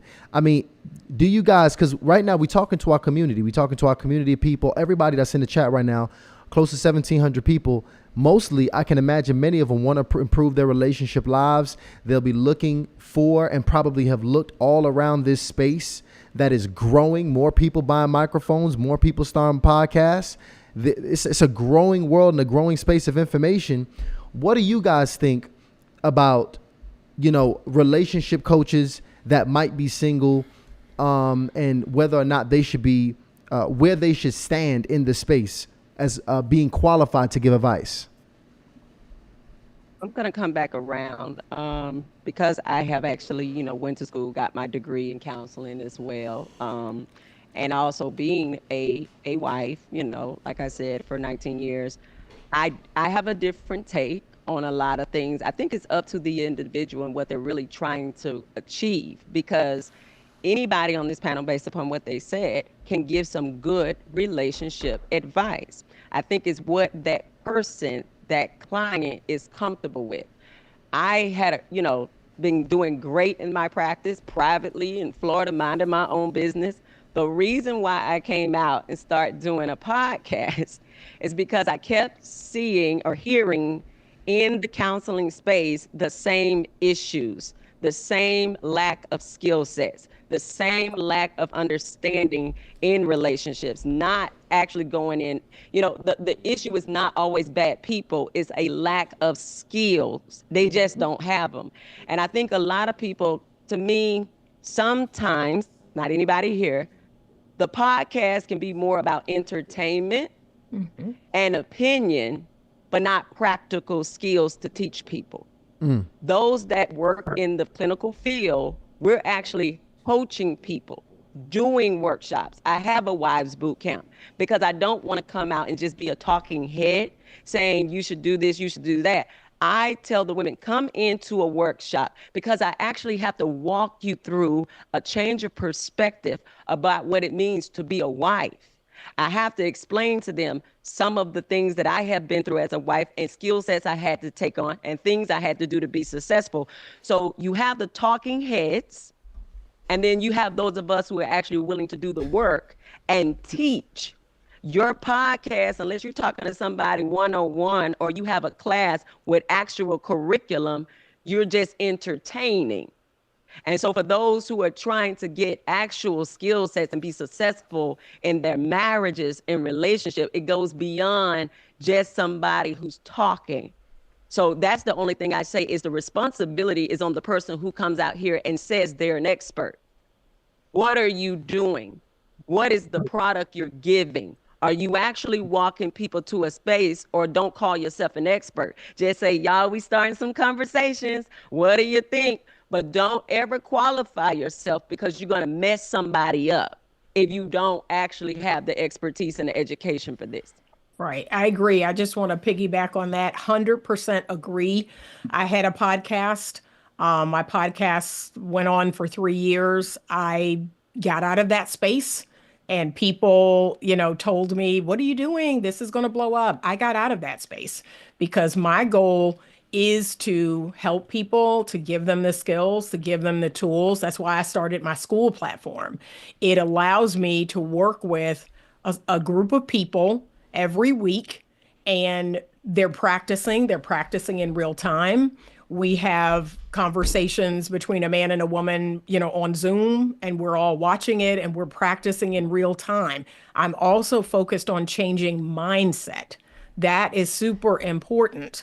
When you come from, whether it's a broken home or a single parent home, or you're raised by your grandparents, there's some trauma there. There's some wounds there. We all have them. And I wanted to be able to address that as well. We don't talk enough about the why. We love to point the finger at each other. We love to tell each other what our problems are, but we're not really, to me, we're not being effective. So I made a decision this year. I was actually going to be more effective in this space. And that's why I started my school platform. That's why I work with people in those smaller groups, because I actually do want to see people find their person, people have healthy relationships, not just romantically, healthy relationships with their family, healthy relationships with their work colleagues. Like, I just want to see people get better. So let me jump in for a second. I want to address what Tyshawn was saying. And you asked the question, can single people coach? Of course they can. Of course they can. But and then I think it was Tara who said it depends on what people want. So I initially started out coaching more women. Well, now I coach 60-40 men, because what I found is men want an example. They want an example, iron sharpened iron. They want a man who has experienced temptation but didn't cheat. They want a man who has navigated communication with the spouse when at first it wasn't working out. And they want somebody that looks like them with the same situation, same influences, temptations that they might have. And so what I found is that, yes, it is okay for a single person to coach somebody. The end user wants to find somebody that resonates with them. The reason I've been so successful is because when I get in front of a married couple, yes, I'm going to give them the skills. Yes, I got 100 people in the academy that I teach every single week. I even got a set host of coaches now that teach. But what I found is that I want to have something in my academy that looks like you. If you're a man that wants to be faithful, we got somebody that looks like you. If you're a woman who wants to be married, we got somebody that looks like you. I figured out a year ago that there was never one size to fit all, never one size. And so for me, I had to stay true to who I was. And I said, and this is where a lot of people in the space get it twisted. Collaboration is the new capital. I bring coaches together because I realize that I can't coach everybody. I don't resonate with every single person, but what I can do is create a platform where somebody in there can resonate with the abuse you've been through. Somebody in there can resonate with the attachment style that you dealt with. Somebody in there can resonate with a man who's cheated and wants to win his relationship back. So to answer your question, yes, you can. It depends on what the what the avatar is looking for and what they resonate with. So I want Kojo to get in on this one, but not that specific question, because I want to go back to some of the themes that, Keita Rose spoke about, because I think those are very important. And by the way, did everybody hear Keita Rose speak? That's on the panel right now? Mm-hmm. Yep. There you go. And audience, listen, because I know Keita, she took us back to Hardly Initiated year 1 with some of the language, but that's okay, because it was a point for us doing that, because I think some of those themes that she talked about are very important to discuss. One of the things I want to talk about is allegations that, I would imagine come along with every relationship coach, particularly male relationship coaches, in terms of the actions that they take, offline with how they deal with the actual women that might be a part of their crews or a part of the audience. So I want to start with Kojo on this one, because being a single relationship coach, do you think, just honestly, do you think that's an inevitable conclusion for the single relationship coaches out there, that eventually they will end up in some level of drama that has to do with their interactions with their female audiences? I can't say that 100%. I think we're talking about human beings who are fallible, and that comes with whether you're married or whether you're single. It comes back to your character. It comes back to your training. I like to give a biblical story. King David. Because King David did not sort out his own issues on a psychological level when it comes to his daddy issues, you saw that when he became a king, even though he was married and had many wives, he still stole Bathsheba. Why? Well, simply because of the power that he had now, right? He could do what he could not do when he was sheep herding beforehand, right? So we know his relationship with his father wasn't great because his father forgot about him in the fields. So there was something that was not quite right with David. But yet when he became into a position of power, he did something very heinous. Not only did he take someone's wife, he killed the husband. So it doesn't mean if you're single. It's about the heart of the individual person and what training that they have had. And everybody's journey is slightly different, right? So there are people there that potentially could be narcissistic. Okay, let's count them out. But there are people also too who are on their journey, who are on growth, who when you see them in their present time, yeah, there might be a little bit of mess with them. Just like if we saw King David, I think we'd all judge him, right? And then we realize after a while, he's learned his lesson. And he realizes this is not the way to go. So is there likely to come with some mess? If you're single, whether you're married, whether you're divorced, it doesn't matter what position you are. If you're a human being, right, you are probably going to come with something. And the only way to mitigate that is wisdom and applying that wisdom in your life. And I'll be honest with you, I've done some things in my past. So I've been a bad boy, you know what I mean? So I never lied to my audience. My audience know that. I told them, listen, I've been a bad boy. I call it Egypt. I was in Egypt at one point, right? I wasn't at the promised land. I was in Egypt. I was hedonistic. I was doing whatever I wanted to do. I was being like prodigal son. And so God had to work through me. As I was working through me, there's certain things I wouldn't talk about because I don't want to influence the audience in a particular way. So it's about the individual person, and what they're willing to submit themselves to, what truths they're willing to submit themselves to. Now, I think another big claim at this point, and I do want to keep everything on an alleged basis, as these stuff are still getting figured out. And I even want to keep the platform open to have Ace, because I just want to be a good steward of media, and always recognize that there's two sides to the story. Everyone. But what I would say is the claims that somebody is having some level of sexual misconduct in their action.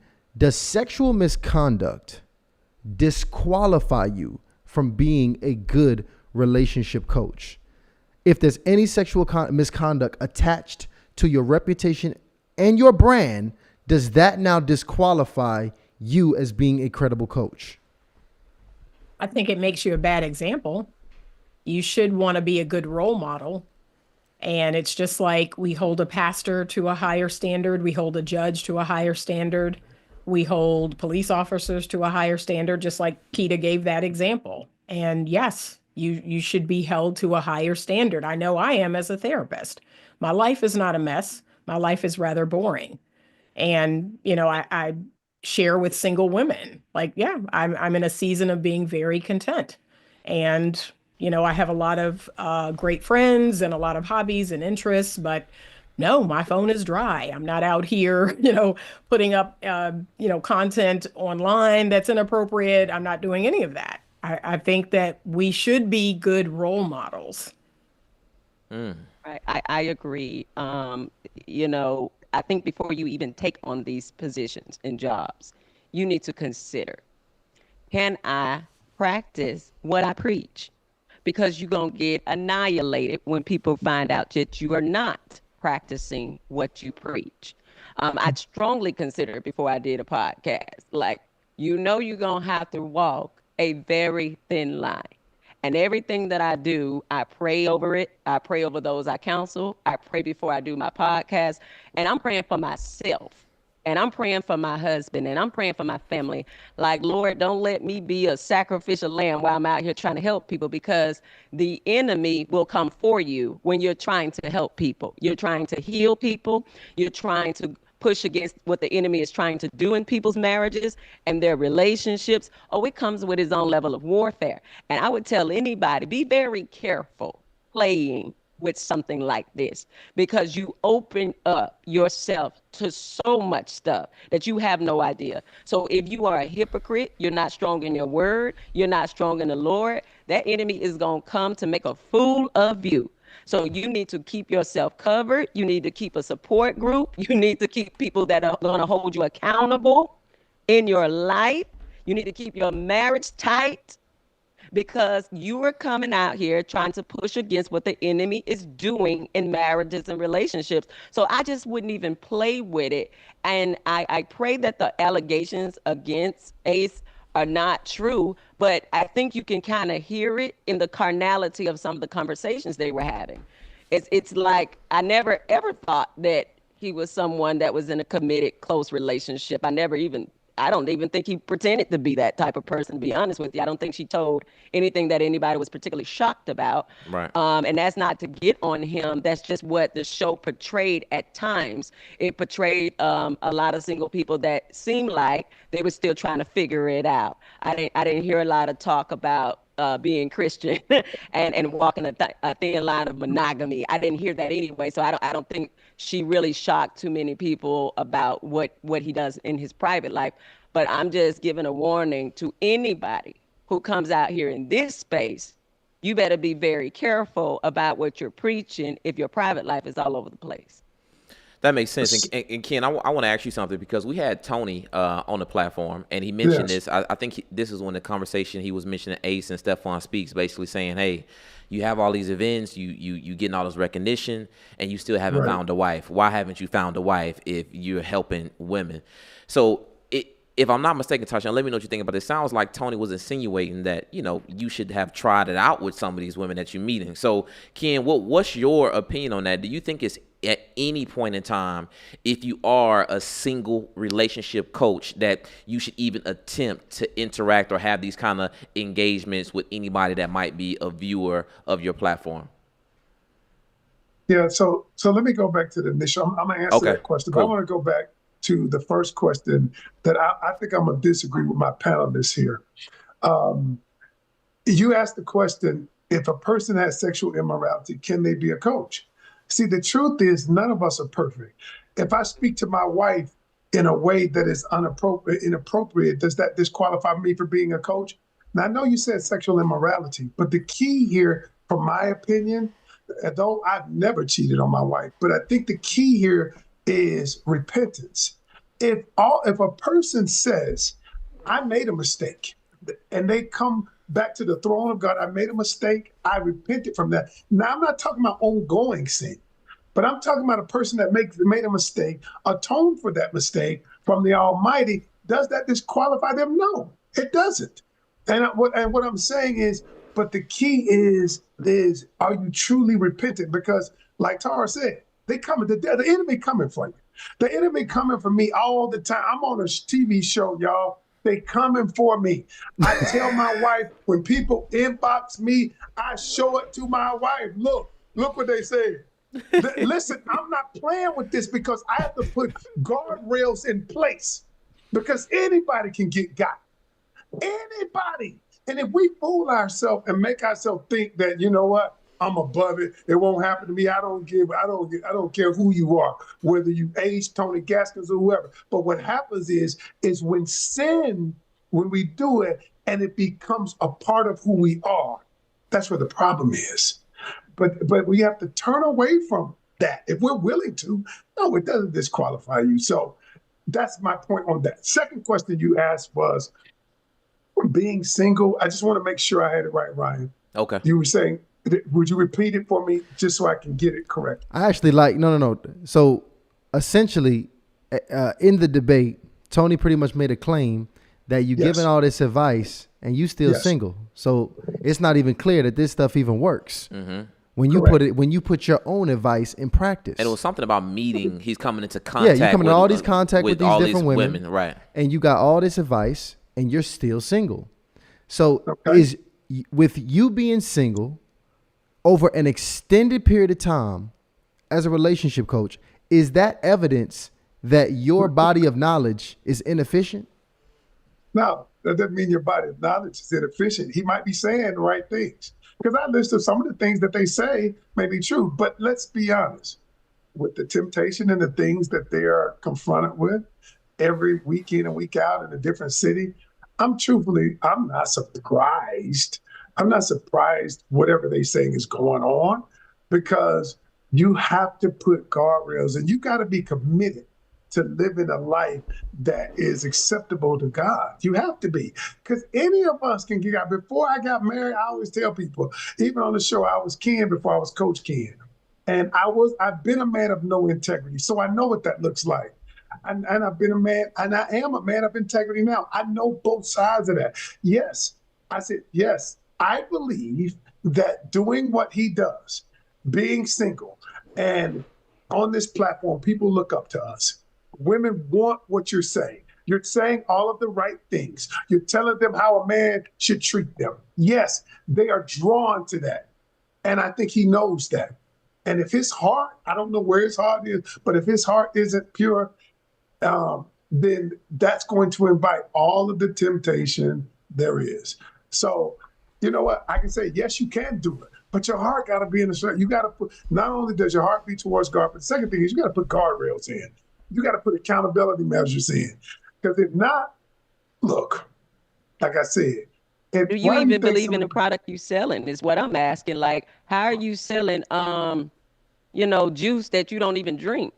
That's my question. Is you're on here telling people how to be in relationships, and you don't really want to be in one. You're not pursuing a monogamous relationship with a young lady, but you're selling and making money off of people wanting to be in relationship. It just throws me. I don't mean to interrupt you, but didn't she say that he was in a long-term relationship? I guess he positioned it as I'm in a long-term relationship. That's how the audience sees it, because she said, I listened to her, he would introduce her to the audience. So he is positioning this as I am in a committed relationship.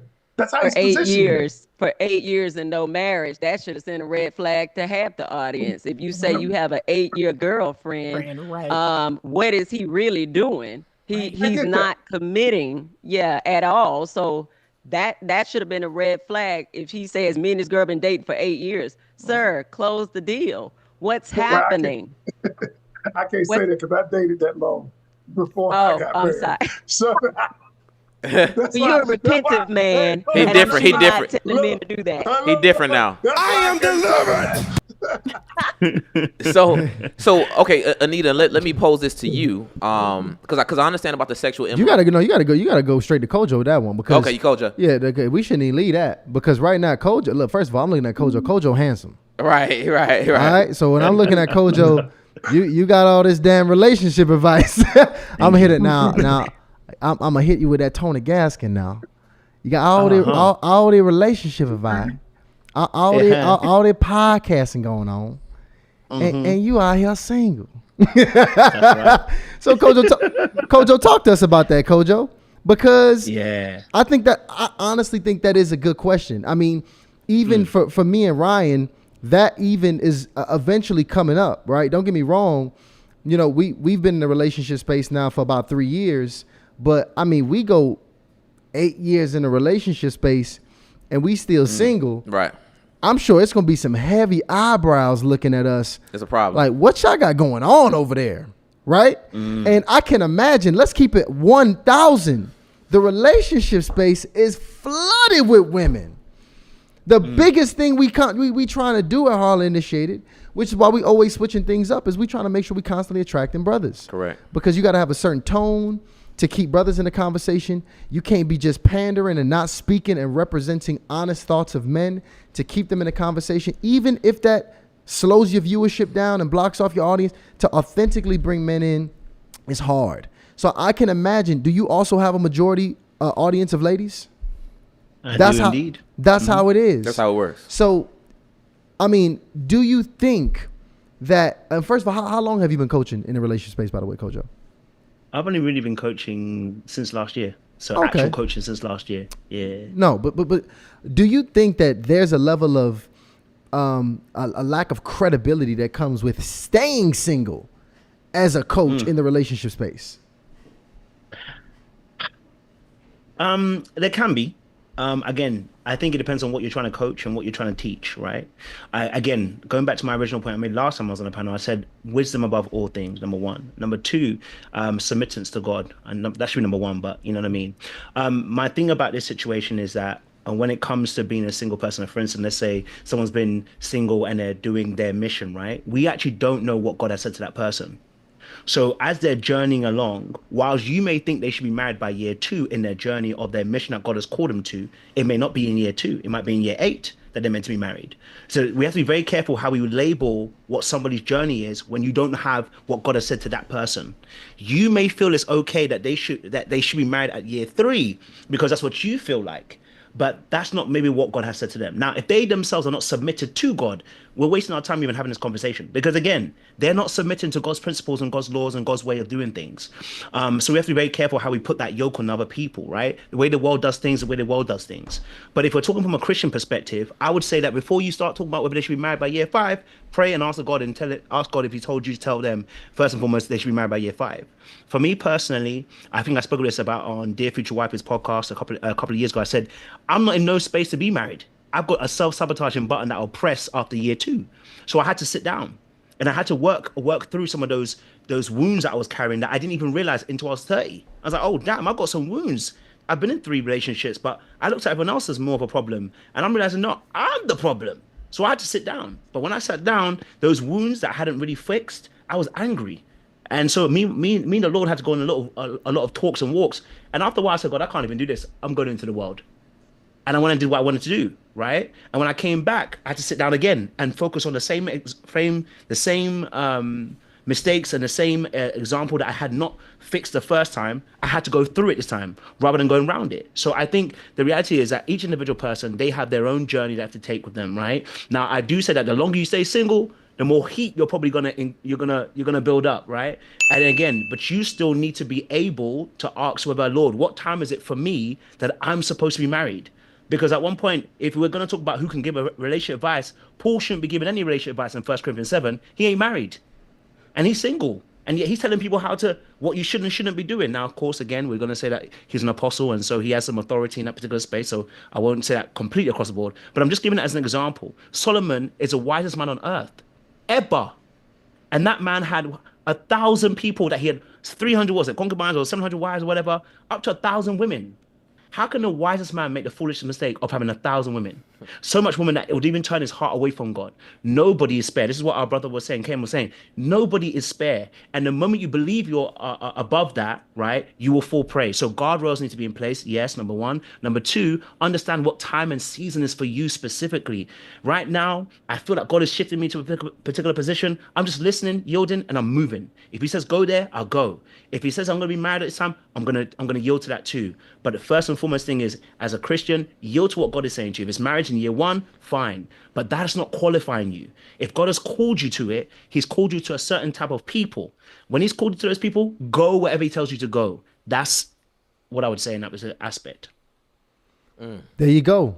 I guess part 2 of that question, because we had shout out to Max Maxwell, man. We had Max Maxwell on the platform a couple years ago. He talked about how he met his wife, Mai, and it was at a conference for which he was speaking at. Mm-hmm. And she was a fan of the things that he was talking about. And one thing led to another. They went out for coffee. Now they married, I believe, with children. I believe that was his first baby. I think so. Yeah, he did have his first baby. Yeah. He did have his first- So yeah. the part two of the question is there ever a time where it's okay for a single relationship coach to potentially entertain somebody that's a part of their community? Yeah, I mean, if it's the think Why is about Coach? it, Wait, why is Kojo laughing at that? Hey, Coach, he like, ooh, because that's how he can catch a Entertaining a heat. part of his community. Well, because this is. So, like, I would imagine you. I mean, because me and Ty, we meet beautiful women all the time, and it's honestly the women that we meet. It's hard to find a woman that is completely unfamiliar with the platform. Man, you know what's crazy? And to add to Ryan's point, now that I think about the woman I'm dating, she was low key a fan as well. Yeah. But not in this industry. When I was in real estate, me and Ryan was in real estate. It was We putting had out content. A big real estate company, had like 8 salespeople, 4 people in a call center in the Philippines, all Yep. things popping off. And we would talk about it regularly. Yep. And I remember, late months into conversation, she would show me a journal of notes. Remember when you taught this day? Here's the notes. When I was like, wow. and I didn't even really, know all of these things. But, those are sometimes some of the best women because they're so bought in Yep. to what you're doing, who you are. They've kind of researched you. They've been watching for a while. They've been watching you for a while. So, Kojo, is that, I don't think that's a problem. I don't think it's a problem if you find your wife through the fact that you were on the podcast. I mean, we have female podcasts. I think I forget her name. Whitney recently got married, and her husband saw her on our platform. That's True. true. But the Oh. issue is, is if you're speaking things like a lot of women watch men on podcasts because they really want to know how men think. They really want to know the mind of a man. The issue is if you're on here saying, if you do this, men will marry you. You do this, you do this, you do this. And then you meet a woman and she does all the stuff you said and you don't get married or you tell she's not the one.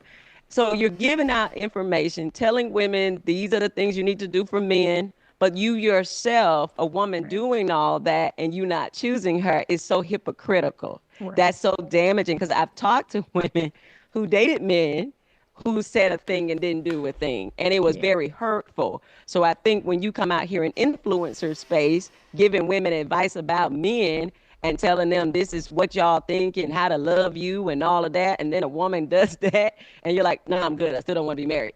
What? I mean, you yourself should be convicted by that type of behavior because at that point, you're just fishing and bringing women in. And I think just like pastors can abuse a flock, I think a lot of podcaster men who know that a lot of women are in this space are abusing a lot of women through this space as well. And that is a real issue, a real problem. And I would tell all the women, be careful falling in love through influencers. Right. That's just like pastors bringing you in. You can also be abused in that space. It boggles my mind why they don't listen to enough married women. Like, you do know we're in relationships with men. Right. We can tell you how to be a woman in a relationship with a man. A man telling you how to get along with a man is interesting to me because he's not in relationships with men. So that's just me. Y'all And go ahead. I think this is what I think is dangerous about men giving relationship advice to women. A lot of them are going to tell a woman what benefits them. That's Right. what's dangerous. And I tell women that all the time. I'm not sleeping with you. I'm not trying to sleep with you. But this man, may have an ulterior motive. He may have an agenda. I've heard other male podcasters say, oh, the way to a man's heart and getting in a relationship is being the dirtiest, nastiest sexual side of yourself. Wow. Of course, a man is going to say that because it benefits him. So Now was he? Now here's my question. Was he? Hold on, Coach Ken. Hold on, Coach Ken. Was he Go ahead. single? yes, he was.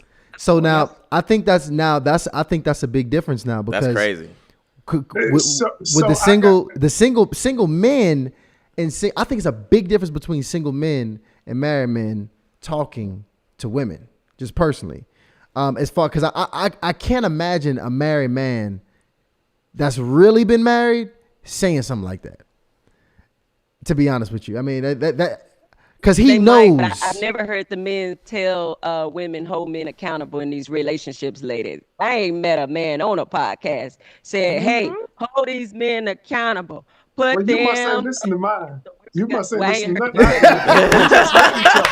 Because you Let must me say, go listen to find shit I Ken. said. Because I'm going to tell you. Because first off, I got to push back. I can't just Well, I haven't sit heard you, on Ken, it. so that's not fair. Let me Okay, go. okay. Just say the people I've heard. The people I've heard. Yeah, you're So right. what I'm gonna say is the reason why I've grown the way I've grown is because I'm even-handed. I believe that men need to level up. I believe that women need to level up. And to push back a little bit on what the lady here was saying, Anita, I think it's Anita was saying, talking about how can a man give a woman advice, something like that. I say this. I say that because you're an educator, you go by science, and if we use your approach science-wise, that a man should be able to give a woman advice based on science, based on subconscious programming, based on attachment theory, based on all of those things, the science. Now, same thing should be, a woman should be able to give a man advice. But here's my thing. Why is it, y'all, that now we go back to the gender wars? Men can't give women advice. That's the problem we're having in the first place with all of the reason why influencers can get in this space is because there's money in the war. There's money in division of women and men. And for me, on my side, the way I look at it, because I coach men and women, because I coach both of them from a different perspective, I simply say this.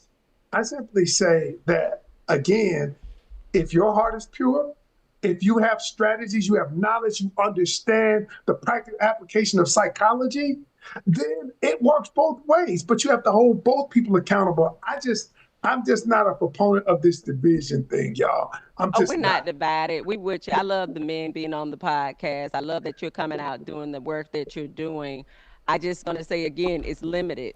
Unless you've actually dated a man. That's fair. That's fair. Unless you've dated a man, been in a relationship with a man, it's going to be limited to tell a woman how to get along with a man because y'all are a certain way and we have to be a certain way as a woman to speak into your life. You can tell me what your wife did to you and what worked with you, but you ain't been in a relationship with you. So when I'm talking to women, I'm explaining them, look, this is how you're going to have to operate because men operate a certain type of way because I have been in a relationship with a man for a very long time. So I'm not going to even tell, a man how to be in a relationship with a woman. I can tell you how a woman feels, but I think it would be a lot to be in a relationship with a woman because of our emotions, because of a lot of things. So he would be able to tell a man, look, this is how they are, sir. This is what I've been doing in my relationship with my wife because I understand women. You can give advice, but it's still going to be limited if you're not in the space. That's all I'm saying. You have to actually be in the thing to really tell somebody this is the experience of that. That's all I'm saying. No, I get you. I understand. I'm gonna add to this too because it's interesting as I've been learning a lot about the ladies, that really love learning about relationships, and that's really intentional about actually becoming better. I noticed I think they really preference listening to men. And I think they preference listening to men for one of the most obvious, the elephant in the room is because they want a man, and two, I think there's just something natural about wanting to sit down almost in submission to sit down and listen and learn from a man, especially who they want to be with. Just as I think it's like similar to the psychology of I wanted to learn how to be a husband from a husband, one that I actually respected, a man I respected, and I could see myself being like.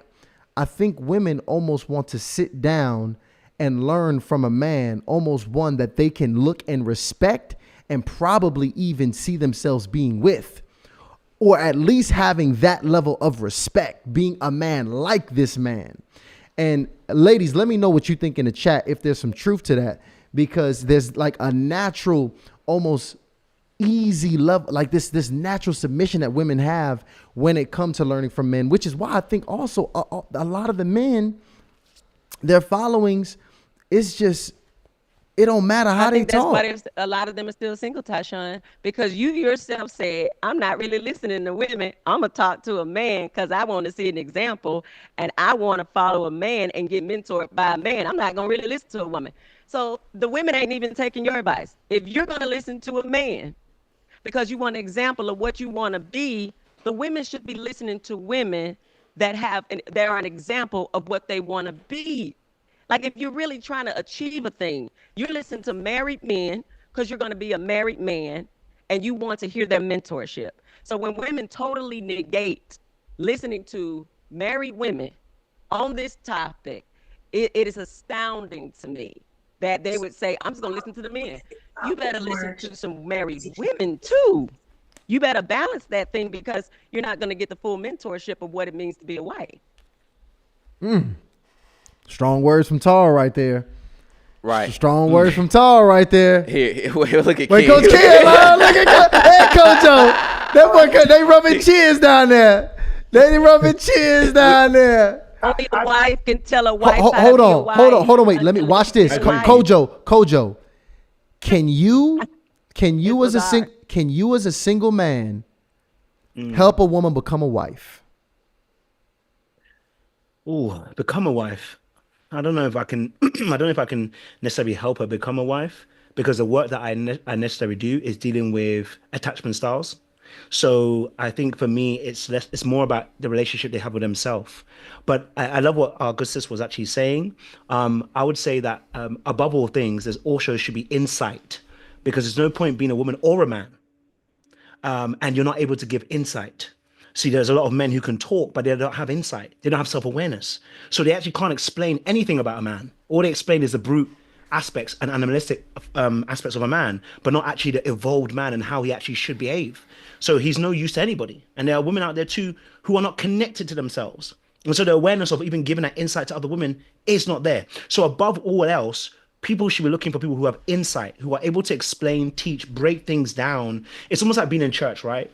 There's a lot of preachers, not enough teachers. And this is why the body of Christ suffers a lot, because people are not rooted. My voice keeps going. Sorry about that. There's a lot of preachers, not teachers. So you're inspired, but you're not necessarily taught. And so when you're not taught, you're not rooted. If you're not rooted, you'll be uprooted.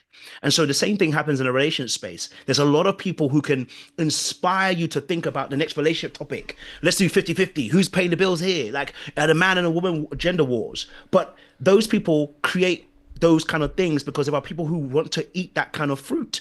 They're not wanting to grow, and they're not wanting to be transformed. They're not wanting to be mature. They are happy where they are. But those who are seeking for insight, who are seeking for wisdom, who are seeking to grow and mature themselves and actually go, actually, there's some work I need to do, they will resonate with content that speaks to them. And so it's the same principle. So you can't save everybody. Right, and you're not for everybody. Everybody here on this panel is sent to somebody, and that particular community resonates with them because of their experiences, their knowledge, and their understanding, and they're able to speak to them in a particular way. Now, something that's really interesting for me is that I do have a more woman to men ratio. I think it's like 80-20, and I started asking myself, why do I have such a strong female base, not a male base? And number one, I realized it's because of the language that I use. Men are very direct.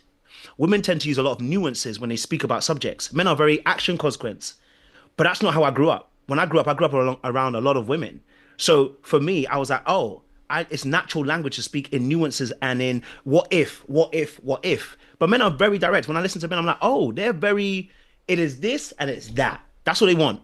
They don't want the nuances. So there's a difference in communicational style. So I have to even try to shift the way I even converse now to be able to attract more men. So that's, again, I have to be more aware of the way that I'm showing up. Paul says, I am all things to all men. He realizes that I have to show up in a different way. So again, that takes what? Awareness. So I think anybody who wants to really want to listen to anybody, first and foremost, ask the question. I think, Ken, you mentioned this. I think the ladies also mentioned as well. What is your goal? If you are wanting to be married, does this person give you information that can help you grow? For me, I can't help you necessarily get married per se. Like, this is what I'm going to put you to on a course and you're going to be now married. My thing is, have a good relationship with yourself. Because before you get into that marriage, even if you get it, you're going to ruin it. you're going to sabotage it. So get a good relationship with yourself. Start healing those parts. And as you do that, just like we see in Adam and Eve, it's a mirror thing. You're going to attract the person who you're mirroring. Either two things. Number one, they have what you want. Or two, you want something that they have. And if you are not really healed and you're seeing things from a broken perspective, the things that you actually want aren't really what you actually need. And so that's a part of that relationship aspect. Thank you very much, Coach. I think Ryan, you got something for the panel, right? We got some super chats, right? I'm gonna read some super chats, and I want to get to this next Let's question. do it. Shout out to everybody sending us over these super chats. Shout out to Glorious Love for sending over the super chat. Shout out to all the initiates for joining us. Shout out to Dr. Smith says, I respect her take. It's more so about the track record. My oncologist may have never had cancer, but she must have a history of putting cancer into remission. Shout out to R Diva for sending over the super chat, and Aisha J for sending over that chat. Shout out to Glorious Love again, says, what do people that have been married for years and are widowed? What do people that have been married for years and are widowed? I can teach you how to be married to a memory. I'm not sure what Glorious Love is on. I'm not sure what that is either. Love, you got to let us know what's going on. Shout out to R Diva again, says you can learn in 3 ways: experience, observation, and information. Everyone has something to offer, but only God is qualified. Shout out to Mark27 for sending over the super chat, says epic fail. R Diva coming back again, says nowadays the relationship space is about getting the bag, and GTD, getting the draws. That's a new one. I ain't heard that one. The GTD. That's a new one. Oh my goodness. Shout out to Jean Benet, says women naturally desire the guidance of a man-male leadership. As a female mentor, women receive the same messages I speak from men better. They don't honor the guidance of other women. Very interesting. We might have to address the panel with that. Shout out to Chris Cross. Chris Cross been coming in lately. Chris Cross says, women are too competitive and you can't always trust getting advice from people who try to sabotage you. I wouldn't mind getting advice from the people on this panel. Shout out to Tara. I'm in WPB, Florida. West Palm Beach, Florida? Yeah. There you go. I didn't know what that was. You go ahead and go to Tara's site and hit her up. Absolutely. Yep. And then we got one from Slave of Christ. And this is for Anita. If it's any way possible for you to answer this brief and brilliantly. What did she say? What did he say? Question, Anita. When your divorce was finalized, did you have a desire to be remarried? If you do, what challenges do you have? What challenges have you experienced that have prevented you from identifying a husband during your 22 years of singleness? Slave of Christ with the hard questions. I did not desire to be married right away. Maybe about 10 years after my divorce, I desired to be married, and I had met a man, and we went through pre-engagement counseling, and then he backed out.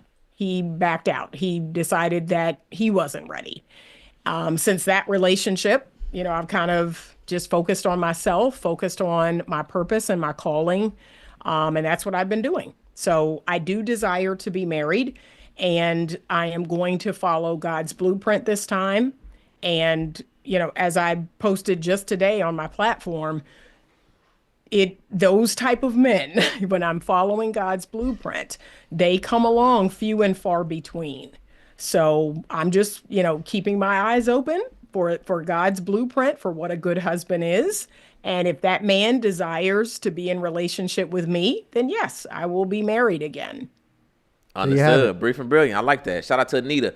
And shout out to all the panelists. I got a question for you, because something else that Keita Rose talked about was it's alleged that Ace would pretty much set up these conversations and he would identify who is to play what character, right? So, me thinking about this, I'm like, well, they are going on tour. They do have a show. It is, some level of show business and performing arts, so to speak.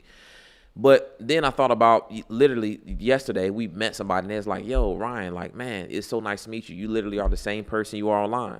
And I thought about that and I'm like, yeah, I am the same person I am online, So I kind of took pride in that. But we also not doing 7,000 people in a stadium, in an arena, you know what I mean? True. Type of situation. So I'm curious, what do you guys think about that? Is it fair for you to put on, so to speak, as a creator and position yourself, and maybe it's not all the way authentically you off camera, but maybe it's some level of what would you call that? What is it? Is it exaggeration? Yeah, some level of exaggeration or character. A persona. A persona. It's Yeah, called- yeah. Yeah, we all Is have a that fair? persona. Is that fair? Well, It's called, I it's don't called think it- entertainment. I don't think it's fair if you're trying to really push in a particular agenda or you're trying to teach something. Like when I do my wives boot camp, like it's on my website now, towerbody.com. Shout out to Chris Cross if you really want to get some information and coaching on being a wife. When you meet with me, you meeting me in my living room is a Zoom call. And I'm talking just like this. I love when people see me on these shows because they said it seemed like you were authentic and could reach me. And I said, I hope you really saw all of my podcasts and how I am so you can really understand this is how I counsel, this is how I coach. It's just a more intimate setting, but I would never put out a persona that I'm not actually living out. If you talk to anybody that know me, they'll say, Tara been that way forever. Like my friends, they laugh when they see me on these podcasts. They're like, you are you. And I was just shocked you're you out there in the public the way that you are with us. Because I'm going to be me. That's the way that I can always stay authentic because I don't want you shocked in the counseling space. I don't want you shocked when you meet me. I tell anybody, I pray you did your research before you came into counseling with me because you know that I'm direct. I'm going to use biblical principles and I'm going to speak directly to your situation. Now, one other thing I want to address, even when Tyshawn came to me for premarital, I immediately introduced him to my husband. Why? Although I'm the one with the marriage counseling degree, although, you know, I know everything about marriage, I am not a man. And I said, but I know a man who is walking this walk that I would trust. And I send some of my male counseling clients to my husband for coaching. I had him go get the license. I said, go get a coaching license because you're walking this walk. You're a great mentor and you know a lot, sir. And you need to be out here mentoring these men. Every man that I come to, I say, let me introduce you to my husband, because I am not a man. But he has been able to navigate this husband space well. Talk to him. Now, if I wanted to keep the money and keep all the attention and stuff, I say, yeah, you can talk to me. I'll tell you how to get to know a woman. No, if we're really taking this stuff serious, y'all, and we're really trying to help God's people and everybody else out here, we have to say, let me get you to the person that can help you. Let me see what you really need, and I will push you there because I really want you to grow. I want everybody to have a wonderful marriage. I love my marriage so much. I pray that other people get to experience a good relationship like the one that I have. So I'm going to help you. I'm not one of those women that's going to push you down, tell you you're not worthy of being married. I tell every woman, oh, you can be married. Let me help you navigate how to get the skill sets to keeping a marriage, but you can be if you want to, and if you want to learn how to be one. There you have it. Shout out to Jason. Go ahead, Ken. I see you got something. No, I was just going to say this, though. Let's go back to tonight's conversation. That was never supposed to be built as a relationship platform. That was entertainment. And so what happened was the people began to look at them as experts in relationships. And so that is when, as Keita said, it shifted. So if they had a persona doing entertainment, okay, that's what that was. But when it shifted and people start looking at it as I'm taking relationship advice as opposed to the entertainment that it once was, that was when it changed. That was when it changed, y'all. Because she said it was entertainment and everybody had a persona. But then because now the situation is everybody is looking at them as though they're therapists, as though they're coaches giving advice, that's what happened.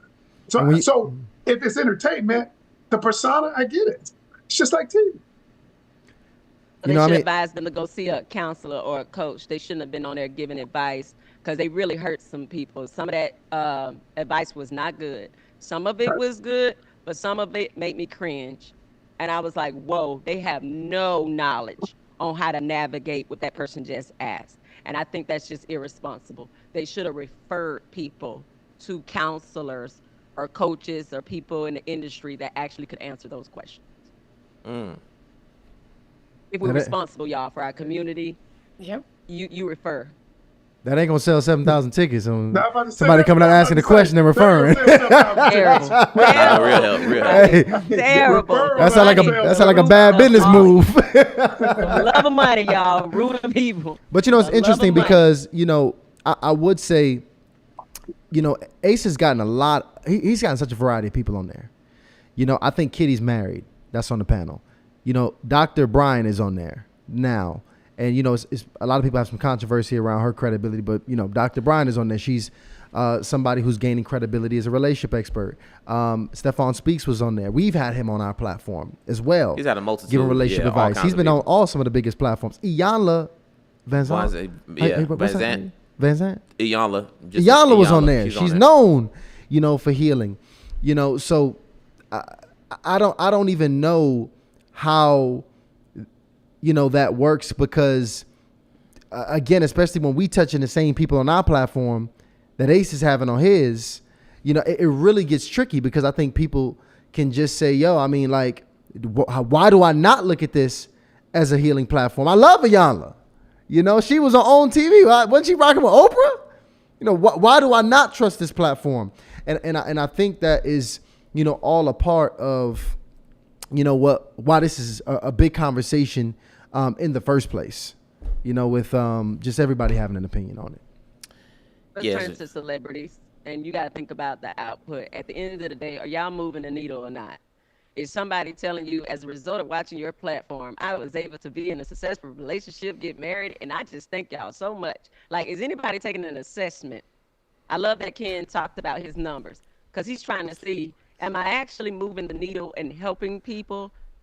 Did anybody learn from my ministry? Did anybody gain from my ministry? If nobody's gaining from your ministry, what are you doing? Especially if you're a believer. We're supposed to be out here actually doing something, walking in purpose, and it should bear fruit. If it's not bearing fruit, what are you doing? You're just gaining money. That's all we're doing, and you know, I just wouldn't play that game. All right. Well, by the way, look, we getting a couple super chats. And you want to read those super chats? Yeah, shout out to Sunshine Gold, who's been really supporting the platform lately. Sunshine Gold says, amazing conversation. My question, what qualified King Saul to pour into young King David? If we think about it, Saul was elected by the people, but King David spent quite amount of time under King Saul. Do we actually want to? It's just question marks. So we're going to answer any question on that. No. Yeah, let's just read it out. Let's just Shout keep out to going. Slave of Christ He taught him says, how to be a king. He taught him how to be a king. But the anointing in David's success came from God, but he taught him how to be a king. There understood. you Shout go. out to SOC. Slave of Christ says, Kojo. Oh, he calling you out, Kojo. This for Kojo right here. Kojo, you have an Instagram post about advising Christians who fall into sexual sin to wear a condom. Do you still encourage this? As this is not fleeing temptation, but running headlong towards it. What kind of advice is this? Welcome to Highly Initiated, Kojo. And I still believe that. I still believe that because Okay. the latter behavior is worse than the first one. You know what I mean? We're already Christians. You shouldn't be fornicating, but the latter is worse. If you end up having a kid and you're not ready for it, that child is set back. You know what I'm saying to you? So for me personally, if you know you're going to fall into that situation, wrap it up. Be responsible in your behavior. That's a simple thing. It's not about saying, oh, because you put on a condom, you can do whatever you want to do. No. I'm saying to you, be responsible because the latter is going to be much worse than the former. If you end up doing this and you end up having a kid from the situation, you got a much worse situation. You might not like this woman. She might not like you. This is now the child is now going to be in between. Now you got to try and be mature and responsible, but then you got to work out your feelings out all in that as well. So for me, it's about understanding that the latter is going to be worse than that. Don't fornicate in general. But if you end up knowing you're going to go in that space, my guy, make sure you wrap it up. I don't think it's very different. You know, Kojo, it's what I realized about. Keep a Bible and the condoms in the glove compartment. That's what it sounds like. The Bible is the first thing to pull out. You know you're gonna fall. Is it a fall if you know? I'm trying to confused on that one. Is it a fall if you know you're gonna fall? Is that a fall? It's a fall. It's a fall every single time. There's never a time when you don't know. And when we do this as Christians, we try to feign ignorance about what sins we do. You knew what you were doing, even when it happened by mistake or whatever. You knew what you were doing. The same way when you got angry and you saw somebody, you knew what you were doing. So every sin is intentional. We try to feign it like, oh, I didn't know what I was doing because it makes us feel better. But in reality, God is like, no, my guy, I put a spirit in you and you have self-control. So whatever you're doing is now intentional. But so it makes us feel better when we say that, oh, I didn't know, I tripped and I fell, or, I just happened to be there. No. You didn't just get there. We all know it's intentional. So it's just for me to say that anybody who, especially if you're on the edge, I was on the edge at one point. When you're on, I call it Christians on the edge, CTE. When you're on CTE, you have to make sure that, bro, listen, if you're going to be on a mad thing, make sure that you're going to be secure and safe. Because if you don't, you can ruin certain things that will put you in a worse position than you even were before. And now, that's why I was saying to people that if you are going to do that, make sure you wrap it up. And it's just because I think that the latter's worse. You have a whole generation now created, as well. So yeah. This what I realized, because when you got I realized in the Christian space. Yeah. Christians don't like you teaching anywhere around practicality around navigating sin. Oh yeah, they don't like a plan B. They don't like any plan B. And here's the interesting thing, because I personally just don't think that's realistic. Like, for example, I'm the older brother of a 21-year-old young man. Okay? This is a 21-year-old young man. He lives with me. How blessed is he? Right. That he gets this 24-hour mentorship. We even hired him in the business. Greatest internship of his life. Right. But guess what? This man is 21 years old. Of course he knows that he shouldn't be out here just slanging and banging unintentionally. He's sitting in these podcasts with us every single time. He is equipped for life. But does that mean that he should never at any point in time own a condom as a 21-year-old young man? Like, we should not have condoms in the house? Yeah. At this point, being that this young man is who he is, and we know the realities of what's going to happen in the world and the phase of life that this young man is in right now. The reason, first of all, most of y'all are such devout Christians are because y'all was so deep in sex that y'all realized through the sex that y'all don't no longer need to be having sex. This young man is a blank slate right now. Right. He not this really young sure man if is he clean. should be doing it. I'm talking about Delano is so clean in purity.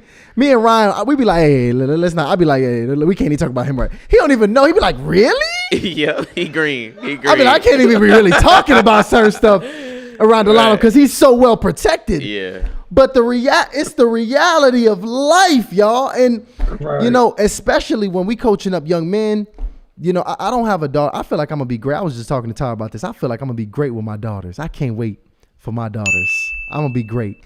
But for my sons in particular, I've already mentored young men. I'm not about to not be able to give them that advice that Kojo gave a young man. Like, hey, you better not be out here having sex with these women unintentionally. You can't be out here doing that. There's crazy exposure. I'm going to break it down to him practical. It ain't going to even be I can practically tell you why you don't need to be out here having a bunch of sex. But hey, here's the thing.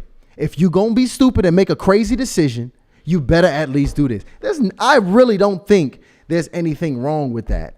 And let me know in the chat so somebody what gonna y'all say, think. So you teaching your son how to sin. the best way to sin.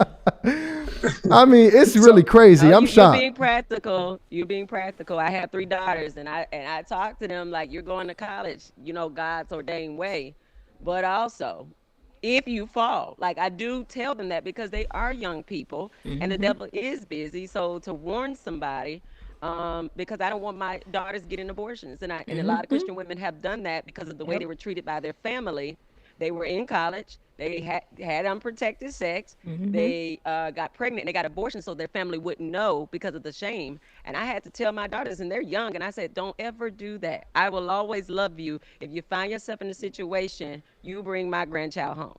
Right. So we're having to have these conversations because it's just realistic, because it has broken my heart how many Christian women I counsel whose parents don't know that they had an abortion because of the religion and the issues that they faced, the condemnation. They've never told their parents that they aborted a child in college or when they were in their 20s. And I just think that's incredibly sad. So I'm having conversations with my daughter because I don't want them to feel that way. Yeah. I think one of the biggest things, thank you, Kojo, for being so practical, transparent, because what's happened to a lot of people by the time they get to me, they've experienced so much shame. So Right. what people do is the shame and guilt where they don't believe that they deserve the relationship they want. They don't believe they can have it because somebody who acted as though they were perfect, who acted like they had never done anything wrong, who acted as though their slate was completely clean and made them feel like they were less than. So I appreciate that, Kojo, because by the time they get to me, many times I have to undo, recondition a whole new thought process, a whole new mindset, and reprogram their subconscious mind. So I love the idea of what you're doing. There you have it. I guess that's why we haven't. It's very interesting for us as me and Ryan and Ty navigating Christianity at scale. Because we Christians. It's funny when we talk. It's so funny because when we talk to people in person, it's so easy for Christians on a one-on-one level to have a practical conversation. Oh yeah, I get it. I totally understand. Yeah, That makes they sense. understand That it. makes sense. But when we get in group think in the chat, You going to hell?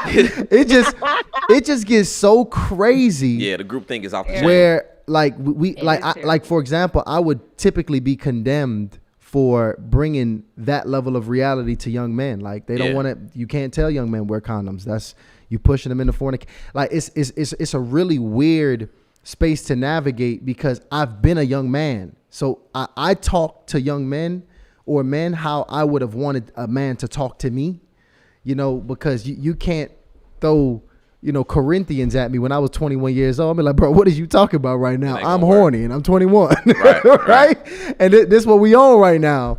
So it's really interesting. Don't get me wrong. We got to level up our generation, man. We got to level up our young men, and we have a major responsibility to do so, to get ahead of the curve. But I think this all is a part of it. That actually was one of the conversations in Bible study. We were talking about how to best disciple young men.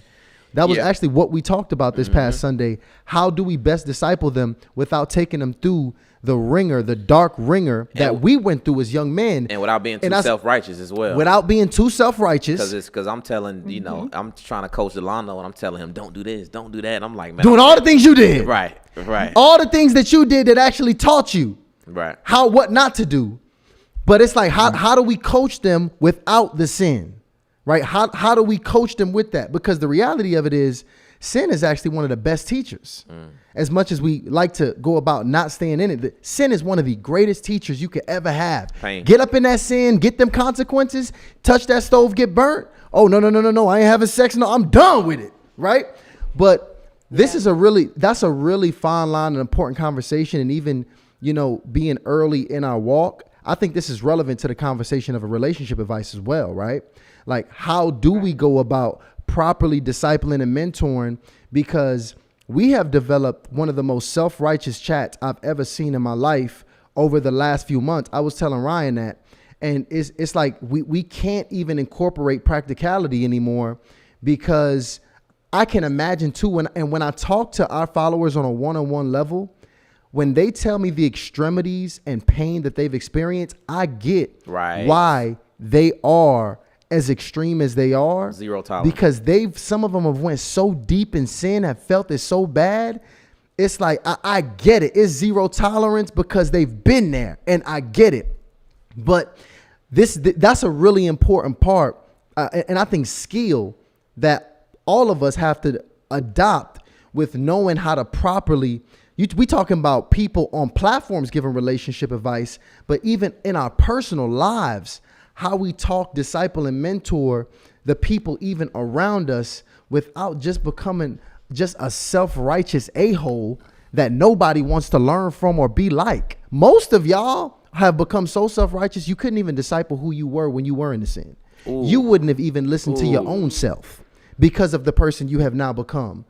But how do we not lose touch with that? You know what I'm saying? How do we not lose touch with that? Well, they have to have some, it's grace. I think they forget the love of God, His grace, His mercy, the ability to repent, return to God, have Him restore you and bless you. When I counsel and disciple young women, I tell them I was in both spaces. I've been a fornicator. I don't say anything different. I'm like, I was. And the amount of hurt it caused, the amount of tears the way it pushed back me getting married. I had to say, God, I know this is not your way, so I'm coming out of that because I want your way. I want a marriage, but I also thought to myself during that time, how can I tell my daughters it's possible to abstain from sex if I never did it? Like, I like being able to tell my daughters, mama was on both sides. That was so hurtful. Oh, it was terrible. And then I abstained, and I was able to do it by doing A, B, and C, because I'm able to walk my daughters through how to abstain. I said I couldn't be at the house anymore.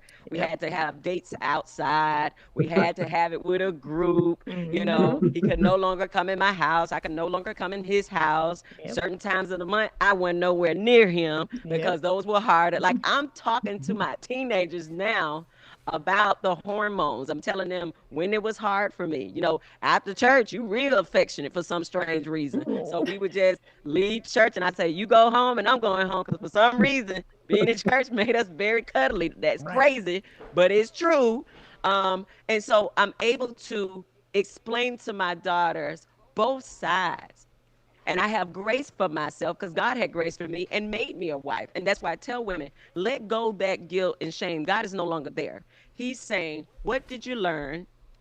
How do you want to operate now? Are you willing to walk in my will? Because I can bless you with a man, and a man that will have grace for your past and love you. It is totally possible. It's totally possible. But I think as influencers, as leaders, or people in the community that are trying to help them, we also have to walk the thing out that we're talking about. Like, I love being able to tell the single women, oh, it's possible. You can abstain. Yeah. Even if you're attracted to them, even if you love them, the greater thing got to go in your head is, I wanted God to bless my marriage. So I said, God, I'm going to lay this on the altar, because I believe if we lay this on the altar, you will bless our marriage. And he has. I said, God, I want you to teach both of us how to be faithful to each other by first being faithful to you. That was our mindset at the time. If we learn to be faithful to the Lord, we will automatically learn to be faithful to each other. And that is what we've been able to do because of that. We practice faithfulness in dating. It's not about keeping y'all from fun. It's practice some skill sets you're going to need in marriage. There you go. We got some. You want to read some of these chats real quick while in the meantime here? Yeah. Then I got another question. Shout out to Big Saint 2K says, let's be real. Some women make fun of those women that they should be taking advice from. Those women get labeled a pick-me in this space. Brothers like myself want a pick-me. That's a compliment. You know what? The pick-me might actually be a compliment. I don't know.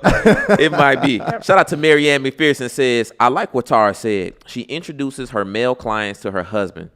We as disciples of Christ need to be discerning to truly hear from the Holy Spirit to lead others to who he knows can most be an instrument to help heal them. Shout out to Marianne, just coming through on both chats. She love her initiative. She just goes crazy. Yep. SOC again says, Kojo, I don't agree with Tara on some things, but she is correct. Prepare to fall so you will fall. This is ridiculous advice from Christians. This isn't about shaming and perfection. Stop the gaslighting. Shout out to Orlando. Let me tell you. So Orlando, I figured Orlando out. Yeah. Orlando preferences the relationship content. Oh, he does. Yeah. That's how we get Orlando. Right. That's how we get him involved in the chat. Yeah. That's what he Are like. you still single, Orlando? Let me know if you're still single. Drop it in the chat. Let us know. Right. He need to pull up on us on Harley and Love. Just come in the truck. Just pull up the phone. Orlando will get you matched up. Shout out to Jacqueline Fitzpatrick says, if you already have a condom, then it is premeditated. Basically, if you make a mistake, you're supposed to suffer the consequences of your actions. Babies, STDs, heartache. Jacqueline. Jacqueline. We're going to have to listen. Jacqueline, you need to call in right now because we got to address you for that one. I want to hear that one. No. But wow. what's the purpose of insurance? What's the purpose of savings accounts? What's the purpose of all the things that you do to set a preventative circle around mistakes? You know what I mean? Now here to Jacqueline's point, there are people that find the bumper to sin and they just kind of stay bumping. That's true. Right? That's true. They find them, they throw the condom on, and they just kind of jack away. Yeah. And I think that's the fine line, because we always talk about the heart posture and what we should be. If you're striving for holiness, you're not ever planning to use a condom. Right. That's the thing about it. Right. Now, when you cool in smash culture, because I've been there and I know what that is. Being cool in smash culture is making sure when Friday night come, you got your liquor bottle ready, you got your condoms ready, you got your sex playlist ready, you got your girl lined up, you got your backup girl lined up if she don't pull through. That's a way different lifestyle, Right. than the man who is genuinely striving and falls. And I know that feeling too. I know that feeling. That's a way. Those Yeah. are two completely different people. They live different. They walk different. Their routines are different. They think different. Even when thoughts come to their brain, they operate different when those thoughts happen. And those are different things. So, but I get what Jacqueline is saying. But though. yeah, but the dark side can creep on you in an instant. You know what I mean? And I've been in certain positions where, you know, it's like you just think you completely free of whatever you've been on. You completely changed your life. It's been 6 months. You ain't smoked. You ain't drank. You ain't had no sex. You all good. Then one thing lead to another. Next thing you know, you're like, oh my God. You know you're getting ready to do it. You at the point you're getting ready to do it. And if you just would have had protection, it could have potentially mitigated some of the severe consequences that come with that bad decision. So I've been in that position. So I understand. And I think you get into that position with Backslider. Yeah. I mean, but it happens. It happens when you on the road to change your life. But that could be with anything. It could be with a raincoat. It could be with a condom. It could be with anything. You wish you would have had it. No. I trust me. I understand. But go ahead. Shout out to somebody SOC. said Ryan ain't delivered. You know, that boy didn't get delivered. Listen, deliverance is daily. It's daily. You know, when you've been conditioned for 20 some odd years being one way, you're not going. Come on. The facts. Come on. Daily repentance and deliverance. You working from behind, so that's just life. Shout out to Slave of Christ says, so let's advise Christians. Hey, I know you may slip up and cheat on the test, but if you do, make sure you don't get caught. God gives grace, but if you get caught, he will also bring about judgment, not let you get away with it. I'm just confused. Shout out to Marianne Wait till McPherson Slave of again. Christ come up. Yeah, y'all really being extra self-righteous in here tonight. Shout out to Marianne McPherson says, effects of trauma can cause a deeper relationship with Christ, but trauma can then mask and appear as self-righteousness. Often self-righteousness is really a fear of losing a false sense of control. And it looks like she doubled up. No. I think we good. Yeah, that's You good. got everybody? Yeah, I got everybody. Shout out to practitioner heard this be mixing me up with these different names. Shout out to Dr. Smith for dropping these 5 memberships. We appreciate you, Dr. Smith. There you go. You know, I had another question for the panel too. I'm trying to think what it was because it was more alongside of the conversation was happening with Keita. Okay. And about Ace. What was that? What aspect of it was it? It was It was a couple things that we covered, because it was some strong claims. It went from the money, sexual immorality. It was emotional abuse. I can't. That's what it was. So the thing is, it's a fallout. Like people are hurt because we've had people already DM us and email us about pretty much they just hurt by the entire situation. They hurt by all the things that Keita Rose is saying. Some other people have come out and shared their opinions and not opinions, but their allegations from their experience of what happened while on the panel or the staff of tonight's conversation. So people are hurt by the situation. Now the thing is, none of this in terms of us, like none of us as viewers who are watching all of the things being said, none of us can validate whether these things are fact or not. So it's very tricky because you got Keita who come and share her story, but at the end of the day, I don't know what Keita's been. I don't know what her experience is. I only know what she tells me. And it could be very well, we sit down and speak with Ace and he could say something completely different.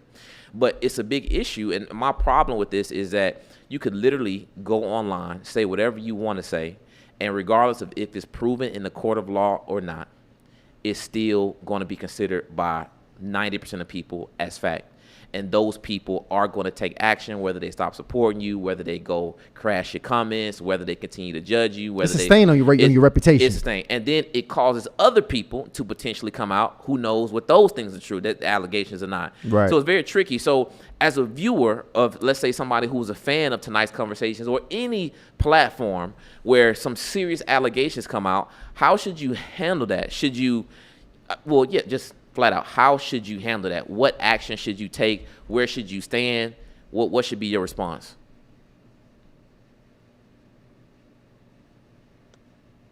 Everybody's quiet on that one. I know. Now, I've been in. I've Go thought ahead. about this before, even on my platform. And this is as much as I try to walk the straight and narrow, somebody could always say that I didn't do something or that I did do something. I think the one thing that you have to do, you have to address it. You have to be honest. You have to be honest about what you did and what you didn't do. Now, people will forgive you. People are forgiving if you're willing to tell the truth and say, you know what, there are some things that I did do. And so I think, but what happens even with anybody, when people say, quit lying to me, stop lying, just quit lying and tell the truth. Now, I don't know whether Keita is telling the truth or not. I surmise that both of them might be telling some truth, but I don't know. But I do know I've thought about that, even with my own team, because people can say whatever they want to say. But this is the business that we've chosen to be in. And because we've chosen to be in this business, that is a hazard that comes with the business. Because it may be true, it may not be true. But you can't defend with everything that everybody says. Some things, I just don't give it energy.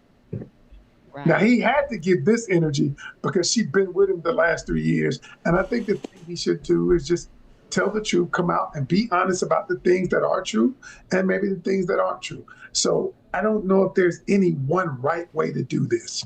I think you addressed, like, what does the viewer do? Right. I mean, I've been in two major mega churches where both of the pastors failed terribly, and one of them denied, and really both of them denied, to be honest with you. And that part was super hurtful. But I'm glad I went through those experiences as a young person, because I learned at a point you don't know anybody. So even if you're following somebody on a platform, take what you're hearing, right? If it's good content, if it's information, if you think it's helpful in your life, because even though those men fail, it does not negate their ministry. And what I learned during the time I was at their churches. And, when people are doing, again, I said it before, doing this type of work, the devil gonna come for it. And I don't ever say to myself, just because I found out something later that they were human and that they failed, that what they said in a season that helped me, that I applied to my life, was not real and was not true. So I have learned to say, this is a person out here trying to do some good, but they are still a human being. So I don't get too much shocked anymore, and I don't get involved in the personal that goes on. I just start praying for people, to be honest with you. When I hear rumors about people that I have followed and I believe are wise and God has an anointing on their life, I start praying for them. God, don't let them fall. God, watch their family. Watch over them. Watch their mind. Lord, cover them. I try to pray for a lot of these platforms because I'm like, God, they're trying to do something, but I know what comes with that.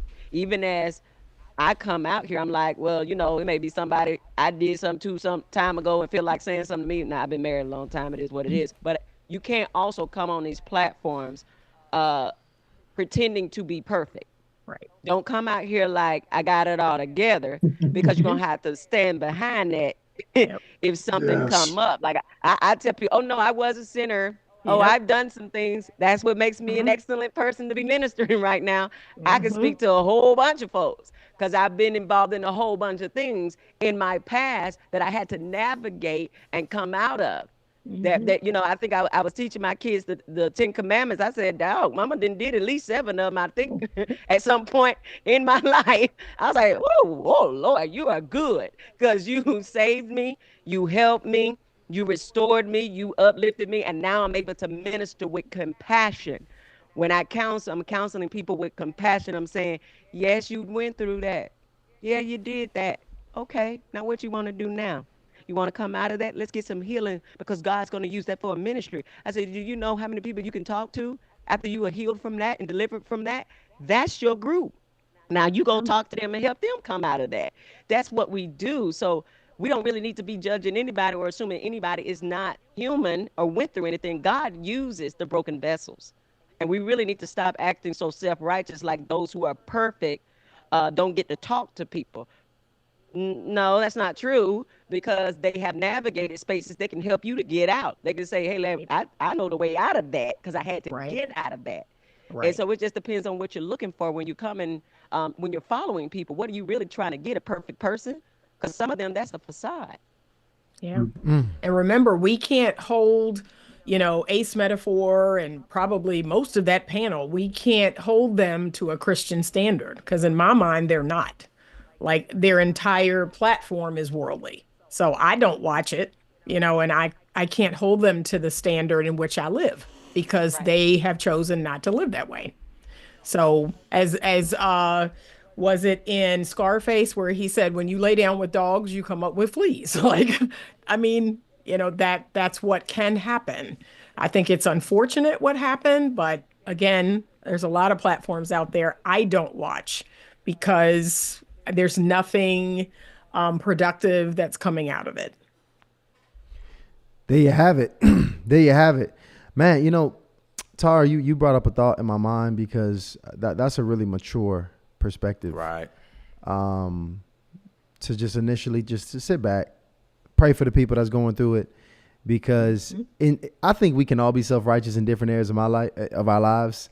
Because I even have some self-righteousness too. Because there is some things if people come out or if things come out about certain people, the first thing I think is, duh, that's what you thought was gonna happen. Of course, even myself would naturally have those be the first thoughts that come to mind to judge them, to condemn them.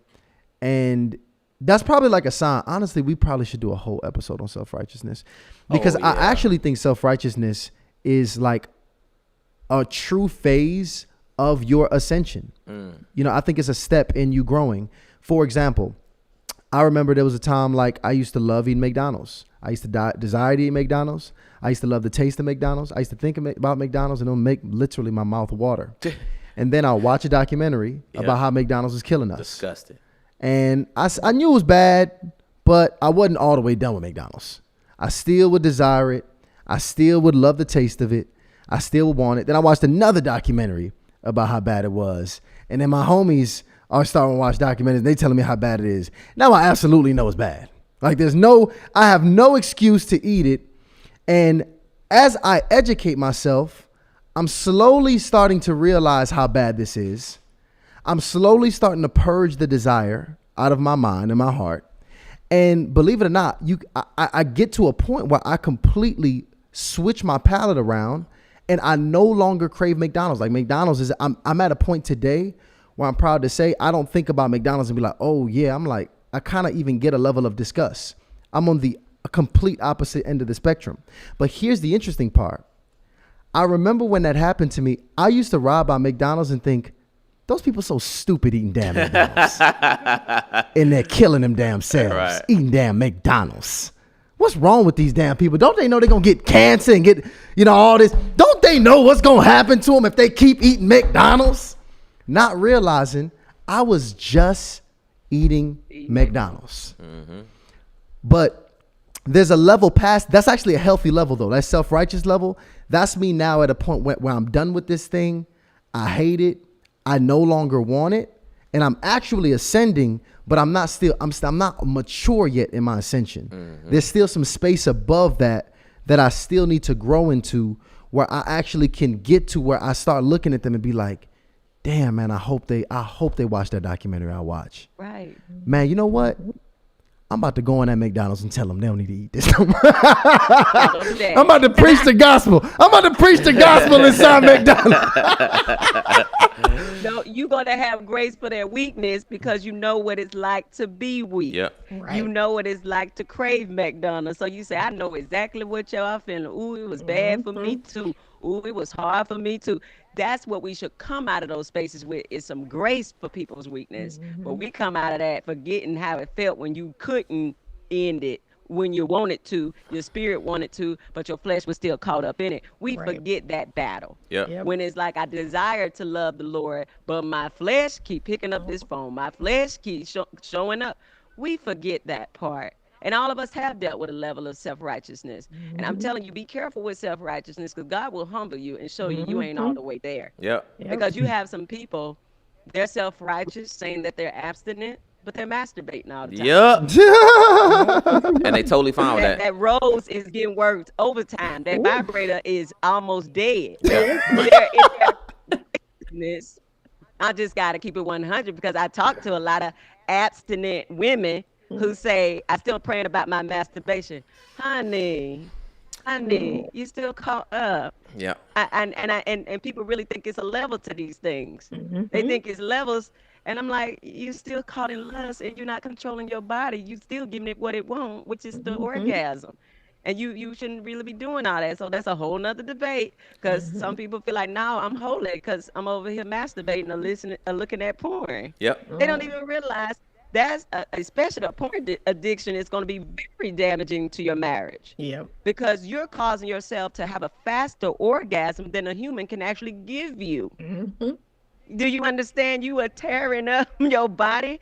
So when your spouse, that orgasm ain't hitting like that, and it ain't fast enough, you're going to still be desiring that tool. I counsel a lot of married couples, and they have to be abstinent because their spouse is addicted to porn. They're celibate in marriage. Because the spouse don't even want to be with them. But y'all ain't ready for them type of conversations. I just No, we ready. We ready. We gotta have that one. Are they ready? We need that Are they one. ready to put away the roles? Yep. And stop talking about the fact that he had sex 6 weeks ago and you've been hitting the rose every night. Like, cut it out. Oh man. They ain't If ready. you still using that rose, drop a me in the chat. If you still using that rose, Confess. Drop a- Confess. confess right now in the chat. Repent. Cut it out. Cut it out. Drop a me in the chat. That's If crazy. you need a private deliverance from your rose. Now people do it because when you self-righteous though, it does come out in almost everything you communicate. It Everything. comes out. Yeah, it does. Yeah. But no, I really think that is a worthy episode, just because again, even when I think about it, it's a stage. I'm telling them they self-righteous, but there's still areas of my life I'm exactly that same way. Absolutely. I'm exactly that. I started becoming that way actually in physical life, physical fitness. Yep. Can't stand seeing people not take care of themselves. Yeah. Can't stand it. Like look at this. Look at him walking around all out of shape. Ain't caring about himself. Gonna die of heart attacks like the whole black community. That's how we dying. Look at him. They on Harley drinking Love a too. Pepsi. They got the don't Harley in Love. They got the self-righteous folks on Harley in Love too. Nah, I mean we all have that. That's some Yeah. things that you just gotta work in your heart. And don't get me wrong, it's a thin line between like genuinely wanting to walk up to that brother with the Pepsi and be like, bro, like look, I love you. Put that Pepsi down, bro. Like you know you don't really need that. But it's another thing to just be looking at him and be like, look at this fat, nasty Pepsi drinking. Like really, because think about how our minds think. It gets real nasty. Yeah. It get nasty. Then you look over to the left and you say, hey, look at him. Look at him. He drink that every day. Now you getting everybody else Love of involved. God should make you pray for them, though, right? Why Yep. you ain't interceding and going to the Lord for that person and say, God, let the eyes of their understanding be enlightened, that what they're doing is harming them. Like, where are those prayers at, y'all? Like, instead of gossiping, instead of talking, you know what? God, help them to see what they're You doing. know what's funny Like, about it though? You know what's funny about it? My best friend always says it's Jesus and the rest of us. What's funny about it is that we self-righteous about the things we self-righteous about. right? And so when you deal with another part in your life that you really don't want to discuss, that people don't want to discuss, they don't want to be self-righteous about that. It's because it's easy to absolve yourself of responsibility and accountability when I can point the finger at you. When I can find the area that I'm good in, but what about the areas that nobody sees? What about the stuff you lying, talking about people? What about your mouth ratchet? What about your mouth what about all of that? What about the conflict resolution?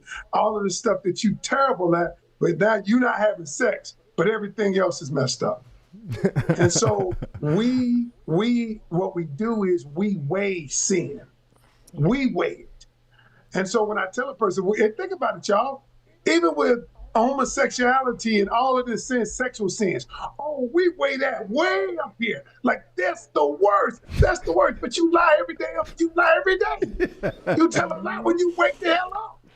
But we don't weigh that. And so I'm looking at people, and I get it in my coaching, right? What I get when I coach couples, one person can say, well, now get this is everybody listen to this one. What women say a lot of times say, the man is emotionally unavailable in communication. That's the first thing they say. And when I ask them deeper questions, and I say, do you know the truth? The truth is you're emotionally unavailable. Every single human being is emotionally unavailable about the things they're emotionally unavailable about.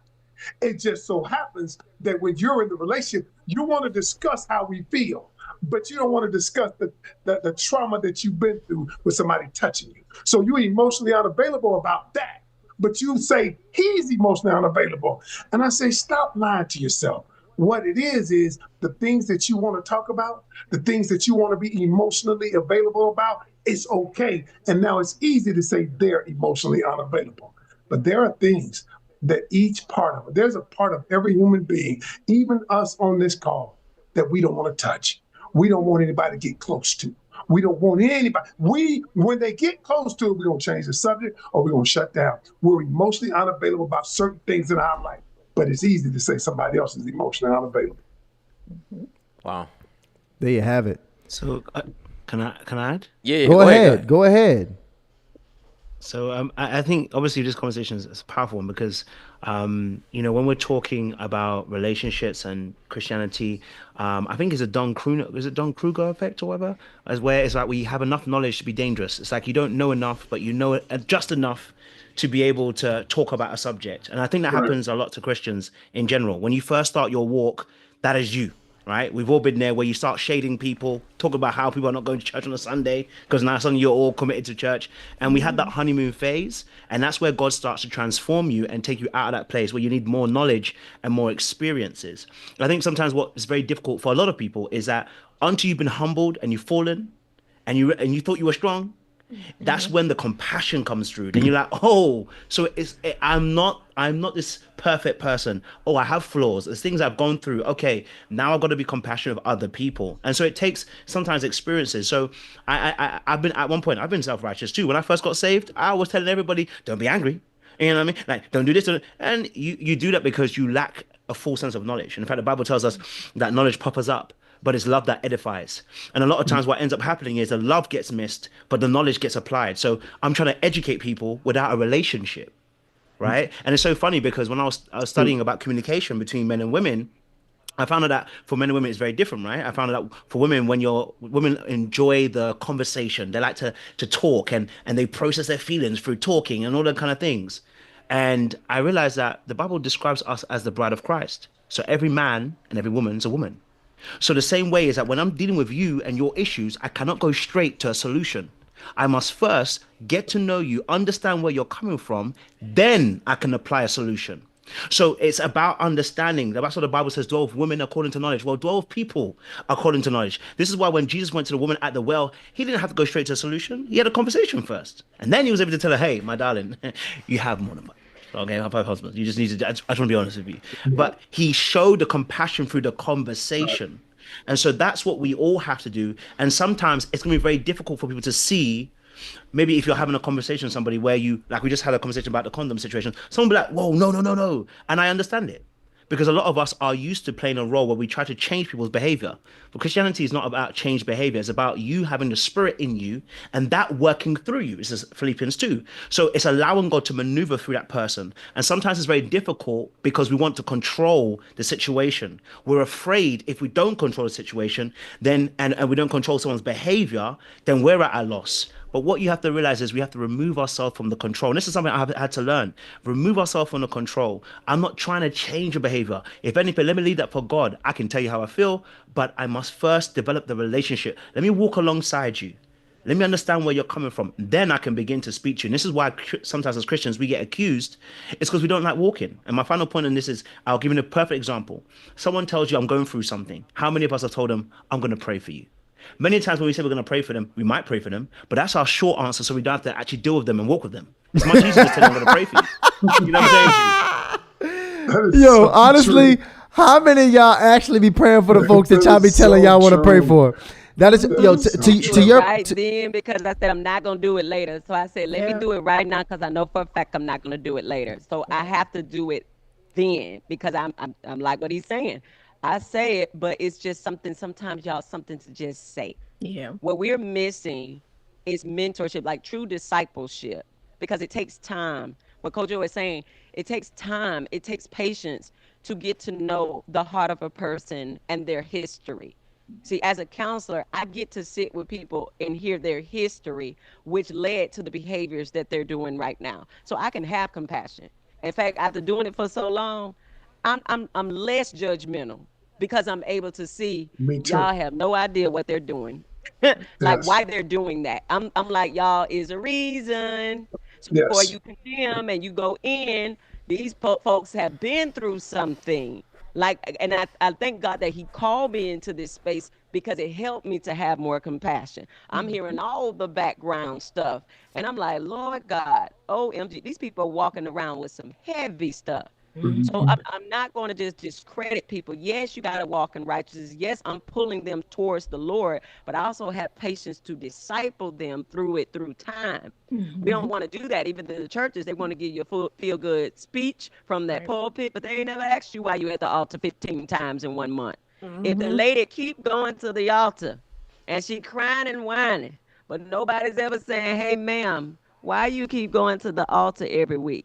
They just laying hands and greasing people down, but they never ask, what is your actual issue? So we can bring healing. And so just like the church has a platform, a lot of these podcasts have a platform where it's just makeup. We just putting makeup on you. But if y'all not ready to get in the game and create workshops and things to find out what's actually going on with people and let's dealing with that, because some of them don't need to be dating right now. Right. A lot of them don't need to be in relationships. I'll just tell you right now. A lot of these people are traumatized. Yep. A lot of these people have some serious issues. And I've told people, you're not ready to date. They come into counseling space because they may say, Ty, I want to figure out how to be a wife. I said, hold on, baby. You you got all this stuff. You don't want to take that in your marriage. You want to go into your marriage light. Yep. You're going to go into heavy, and then you're going to try to make your spouse a counselor. And they're not that. And they're not your savior either. Right. So it's just, it's so undeveloped what a lot of us are doing, or sometimes out here in these spaces, even in the church. It's so undeveloped. It's not the full picture of the human being. We're not seeing the entire person and willing to get in there with them because it takes a lot of time. Yeah. Man, Incredible. this is a really fantastic conversation. We really sometimes, we have conversations that are like high level conceptual, and sometimes we really get into the trenches and the weeds, into the valleys of, the things that people are dealing with. And I felt like we kind of did a little bit of both in this conversation, which I think made it very special. So for the person that this was for, if you got blessed on this one, drop a blessed in the chat. If you really took something powerful away from this conversation here. And, a lot of people, they saw Keita get up in here and start popping. They're like, where the boys go with this one? Yeah, But we had some people checked out, so hopefully they come back. And that's cool. I mean, Yeah. and if they checked out, it wasn't for you, that's cool, But we always going to look at how we can break down. There's always something to learn from, man. Especially, in our space, we just can't hide the fact that don't cap. A lot of Aces audience, it is y'all Christians. I know. Oh, most. My most YouTube analytics tell me what y'all watching. Yep. I know I know what's going down. Yep. So we have to address this because we are all under the influence. We are all under the influence. This is stuff that we watch, and especially the people. And I'm not even judging you. I'm just saying, like, when you trying to improve your relationship, you looking at the platforms that are putting out this relationship advice because you want to have a better family. You probably don't want to have a family your mama and your daddy had, or if you even know your daddy, however that worked, right? So that's what that's what we seeking, and we trying to do it the best way possible. And shout out to all the panelists here. Y'all did a really great job. Excellent job. Navigating this very hard conversation here. We got a couple super chats. Yeah, a couple Let's of super close some of chats. these out real quick. And I had this on my calculator real quick, guys. So from the past episodes, we talked about using all the super chats, all the PayPal donations, as well as the Cash App donations to get us 2 brand new laptops for us to be streaming in the evening, and also have something else to work on in the daytime. Or at least it's kind of what we're gonna do now. Okay. We're gonna keep these. That's what we need to do. We need to keep these, work on in the daytime. Get the new ones. We can stream on them at night. Yeah, because these stay freezing up while we Yeah, doing yeah. this. It ain't built for this. And then I thought about it, because we get the new ones, we'll end up putting the same wear and tear on them. That's true. We literally work remotely, so we literally work on these things all day and then turn around and stream on them for 3 to 4 hours. That's at why night. y'all niches be running us into in them coffee shop. You in a coffee shop in Atlanta during Monday through Friday? Yeah. You might run the Harley initiate. No, that happens all the time, by the way. So look, I tallied it up. So between those 3, Cash App, PayPal, and Super Chat, since February 5th. So this is our 5th show since February 5th. So today doesn't count. We at $2,175.73. That's incredible. Yeah, so we still talking to the laptop man, and he letting us know exactly what we need. But this should be good. And keep in mind, everything that's happening tonight is also going to contribute to that. And I did want to give a special shout out. This is a very special shout out. And this young lady is all the way from Jamaica. Jamaica. Yeah, I gotta find it. Here, read some of the super chats while I find this real quick. There we go. We got Lady Patrice dropped the super chat. I was the first lady married to a bishop and later discovered shocking truths like a Reesa Teesa story. It was crazy. After divorce, therapy, and healing, I'm now trying to date again. Any advice? First of all, Lady Patrice, you need to come up and like chop it up. Like you got a story, Lady Patrice. You need to send First it of all, send us an email at info@hardlyinitiated.com. We could probably do something a little bit better for you than just answer a super chat. You need to bring those X-Files back. Shout out to Facts. Marianne McPherson says, that part, Tar, say that. Shout out to Ashley Barnett says, are you a therapist on the platform BetterHelp, Ms. Tar? Looking for counseling, single, age 32. Well, Tar, you actually got something very special coming up, right? Yeah. Talk about it real quick.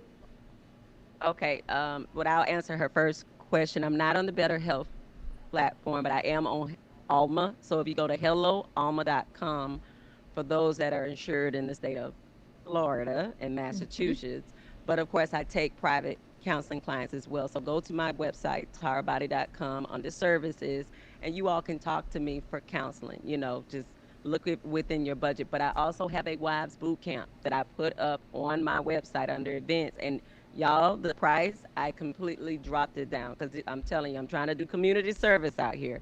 So that's the best place for y'all to jump into, women that are wanting to be wives. And even if you're already a wife and you think that you need more mentorship, jump into that. There's going to be 3 very intense classes, y'all. It's $180. You ain't getting that no other time. It's $150. Talk to me one time. That might as well So be if free, I'm Tar. giving you free classes, come on. So you all, and $150 is the going rate for therapists right now, private therapists. So I'm not a super expensive person because I'm coming to help people and actually try to walk this journey. So y'all go on the website, tarabody.com, under events, under services, and you can reach me. I am reachable. Boom. Absolutely. Thank you, Tar. Shout out to Tony. Says, Welcome. late 40s, separated since last summer, divorce pending. It is difficult to abstain when you are used to companionship. Oh yeah, we gotta have an episode for Tony. Wow. Yeah, that'll get you doing something. Tony, hit us up, man. Yeah. Info@hardlyinitiated.com. Hit us up. Shout out- Info@hardlyinitiated.com. Send us an email. Shout out to Lee Williams, said, God corrects sin, but Satan is the accuser of the brethren. The devil shames, God redeems. Most of the people being self-righteous is probably fresh out of sin, knee deep in it or on the way. Big facts. And shout out to Slave of Christ, SOC, says, could the panel give their understanding of 2 Timothy chapter 4, verse 1 through 2, where it states reprove and rebuke, but not be considered self-righteous in application? Slave of Christ, come on. So now he got another one here too. We got to read the second one. Yeah.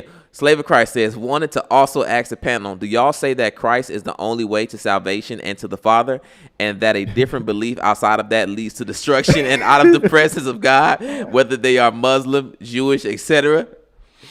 That is funny. Slave of Christ are trying to cause dissension amongst folks. See, that's why but see, shout out to, first of all, I really enjoy having Slave of Christ in the community. I think we probably, Slave of Christ, how did you find us? Because we actually, a lot of the debates we brought to the platform, I realized are men that the way they learn, the women, they like to connect with God more emotionally. Sometimes the men like to connect with God more practically. And sometimes the ladies, sometimes we need a little bit of both. So a lot of the debates brought brothers. I can imagine Slave of Christ probably came watching one of those shows, especially asking a question like that, because that's what we even communicated about in some of those conversations. Make sure y'all check out some of those old conversations we did. Big facts. Because we went deep into it. And shout out to SOC. Little Black Book 91 towards the laptop fund. That's Kojo right there, ain't it? That's Kojo. Kojo, you in the UK, right? Where Kojo at? Oh, well, you on mute. Yeah. Kojo, Sorry, I'm here. you Sorry, I'm here. Kojo, appreciate that, I'm man. in the UK. wait, what time is it in the UK right now? Man. It is what, 4 o'clock in the morning? Oh my gosh! Shout out That- I work this Kojo. normal time anyway. Man. I work with I have an American audience, so this is my normal time. So Wow, that's incredible. Wow, And shout out to that's you for good sending stuff. over them euro, because we know them euro is a little bit more valuable than a dollar right now. So you really turned up. Shout out with to that the one. Brexit boys over there. Exactly. And guys, I wanted to share this with y'all. Shout out to Costa Sabina Graham out of Jamaica. Listen, y'all, we told y'all we needed these laptops. She went ahead, and the thing is, the way we got to 2,100, where she literally almost covered half of it, she sent us over $800 for the laptop fund. Man, honestly, We thank got you some. so We got much. some ones, some fives, some tens, some 20s, and some hundreds, guys. Every single penny counts, and Yeah. we are going to take photos with these new laptops. We're gonna post it in the YouTube. First of all, y'all gonna You see it every them show. live. You gonna see You it gonna see it every on the show. show. And we getting them joints, them big joints. They're gonna be running. No. It's 2,000, bro. We ain't gonna get no big joints. Oh, okay, the medium Yeah, joint. relax. Yeah, relax. The medium it's gonna joints. be refurbished. They're gonna be refurbished. Decent Okay. medium. The Okay. big joints by $2,000 a piece. Okay, so we're not doing that. No, Okay, we ain't cool. doing that. We ain't doing that. But we're gonna get what we need. We're gonna get what we need. We thankful. All right. We Absolutely. are full of gratitude over here. Here's what I'll tell you too. For those of you who missed it, me and Ryan are taking on 10 content creators this month. Y'all been sending us a lot of emails about helping you build your platforms. Well, here's how we're gonna do it. We're gonna actually get some hands-on training. Y'all trying to build your platforms. Y'all see what happened with Hardly Yep. Initiated here. Understanding content creation, y'all, is life changing, not just for yourself, but for the impact you can have on the world itself. A lot of y'all, your purposes are tied to getting your message out to the world. Yep. And if you need some assistance, we taking on 10 very serious content creators, only very serious content creators. We put a link in the description for you to go ahead and fill it out. You got to complete the survey. You don't purchase anything. You got to complete a survey because we're going to look at all of those and decide based on how you complete that, who we are going to take on based Yeah. on how you complete and answer those questions. And just want to be real, the landscape of content is changing, guys. I know some of y'all got y'all's testimony in an email thread that's not going to get you featured on the Hardly Initiated. I know some of y'all actually got self-published books that's not going to get you featured on Hardly Initiated. Those types of things are great. But if you want to make it very easy for you to get your message out to thousands and even millions, guys, you have to create a platform. That is by far the easiest way. We get emails all the time, long emails about everything you want to talk about, everything you've been through, everything you've been on. Let me tell you something. All you got to do if you want to get on the show, send us your Instagram. Your Instagram and that YouTube going to tell us everything we need to know to qualify you to get on to get on the show. So that's why, guys, we want to make it very easy for you because y'all are putting in overtime work with some of these outdated ways to get your message out. Allow us to help you. Click the link so we can give you a call and find out if we can be of assistance. There you go, guys. So you got it. First of all, again, I want to absolutely thank my panelists. I absolutely love you. Lana, what you laughing at over there? What happened? Bro, look, we gotta get Kojo on Hardly in Love, bro. Kojo said, oh, snap. He said we got to get Kojo. So for those of you who don't know, He's a man of God. we do have another platform. Okay. Oh, wait, what they say right there? Look. Kojo, you are very fine. You are just the type of man I'm looking for. Wow. So just so you know, we serious about knowing how to build these platforms. We actually started a brand new platform that's going to be live tomorrow, 8 p.m. Hardly in Love. All things dating, all things connection. Tomorrow we got our men's panel. Who knows? Kojo, if you ready, I know you was a little traumatized before with your little attachment style thing. But now, He's healed. Hear the He's thing. healed. You sound, now look, now these single podcasters out here. Now they just want to be on here on these podcasts. And they don't want to meet. They don't want to meet no women's. All right. Now, if you're ready to meet some women's, you can hit us up because every Tuesday and Thursday night at 8 p.m. Eastern Big time, facts. Tomorrow. we are having a great time on Hardly in Love. Go ahead and subscribe to that channel and join in as well because we having a great time. I want you guys to join us. One last one. Fortunately, Favor 70 says, laptop fun. Keep up the content, guys. I'm still here. Yes, we love you. Thank you. Absolutely. Hey, much love to all my panelists. Much love to everybody that tuned in tonight. Did excellent job All right. tonight. Please subscribe to Hardly Initiated so we can continue to do what we do and push our message out to the world. Okay, to keep impacting your lives, how we doing it. I want you guys to let us know in the comments how you were impacted by this episode. Give me your feedback here in the comment section. We absolutely love and appreciate every bit of involvement, every super chat, every PayPal, every Cash App, even the people who have not done anything but subscribe to the channel. It is a huge impact on everything we do. And y'all already know how we do it. Hardly Initiated. We are out.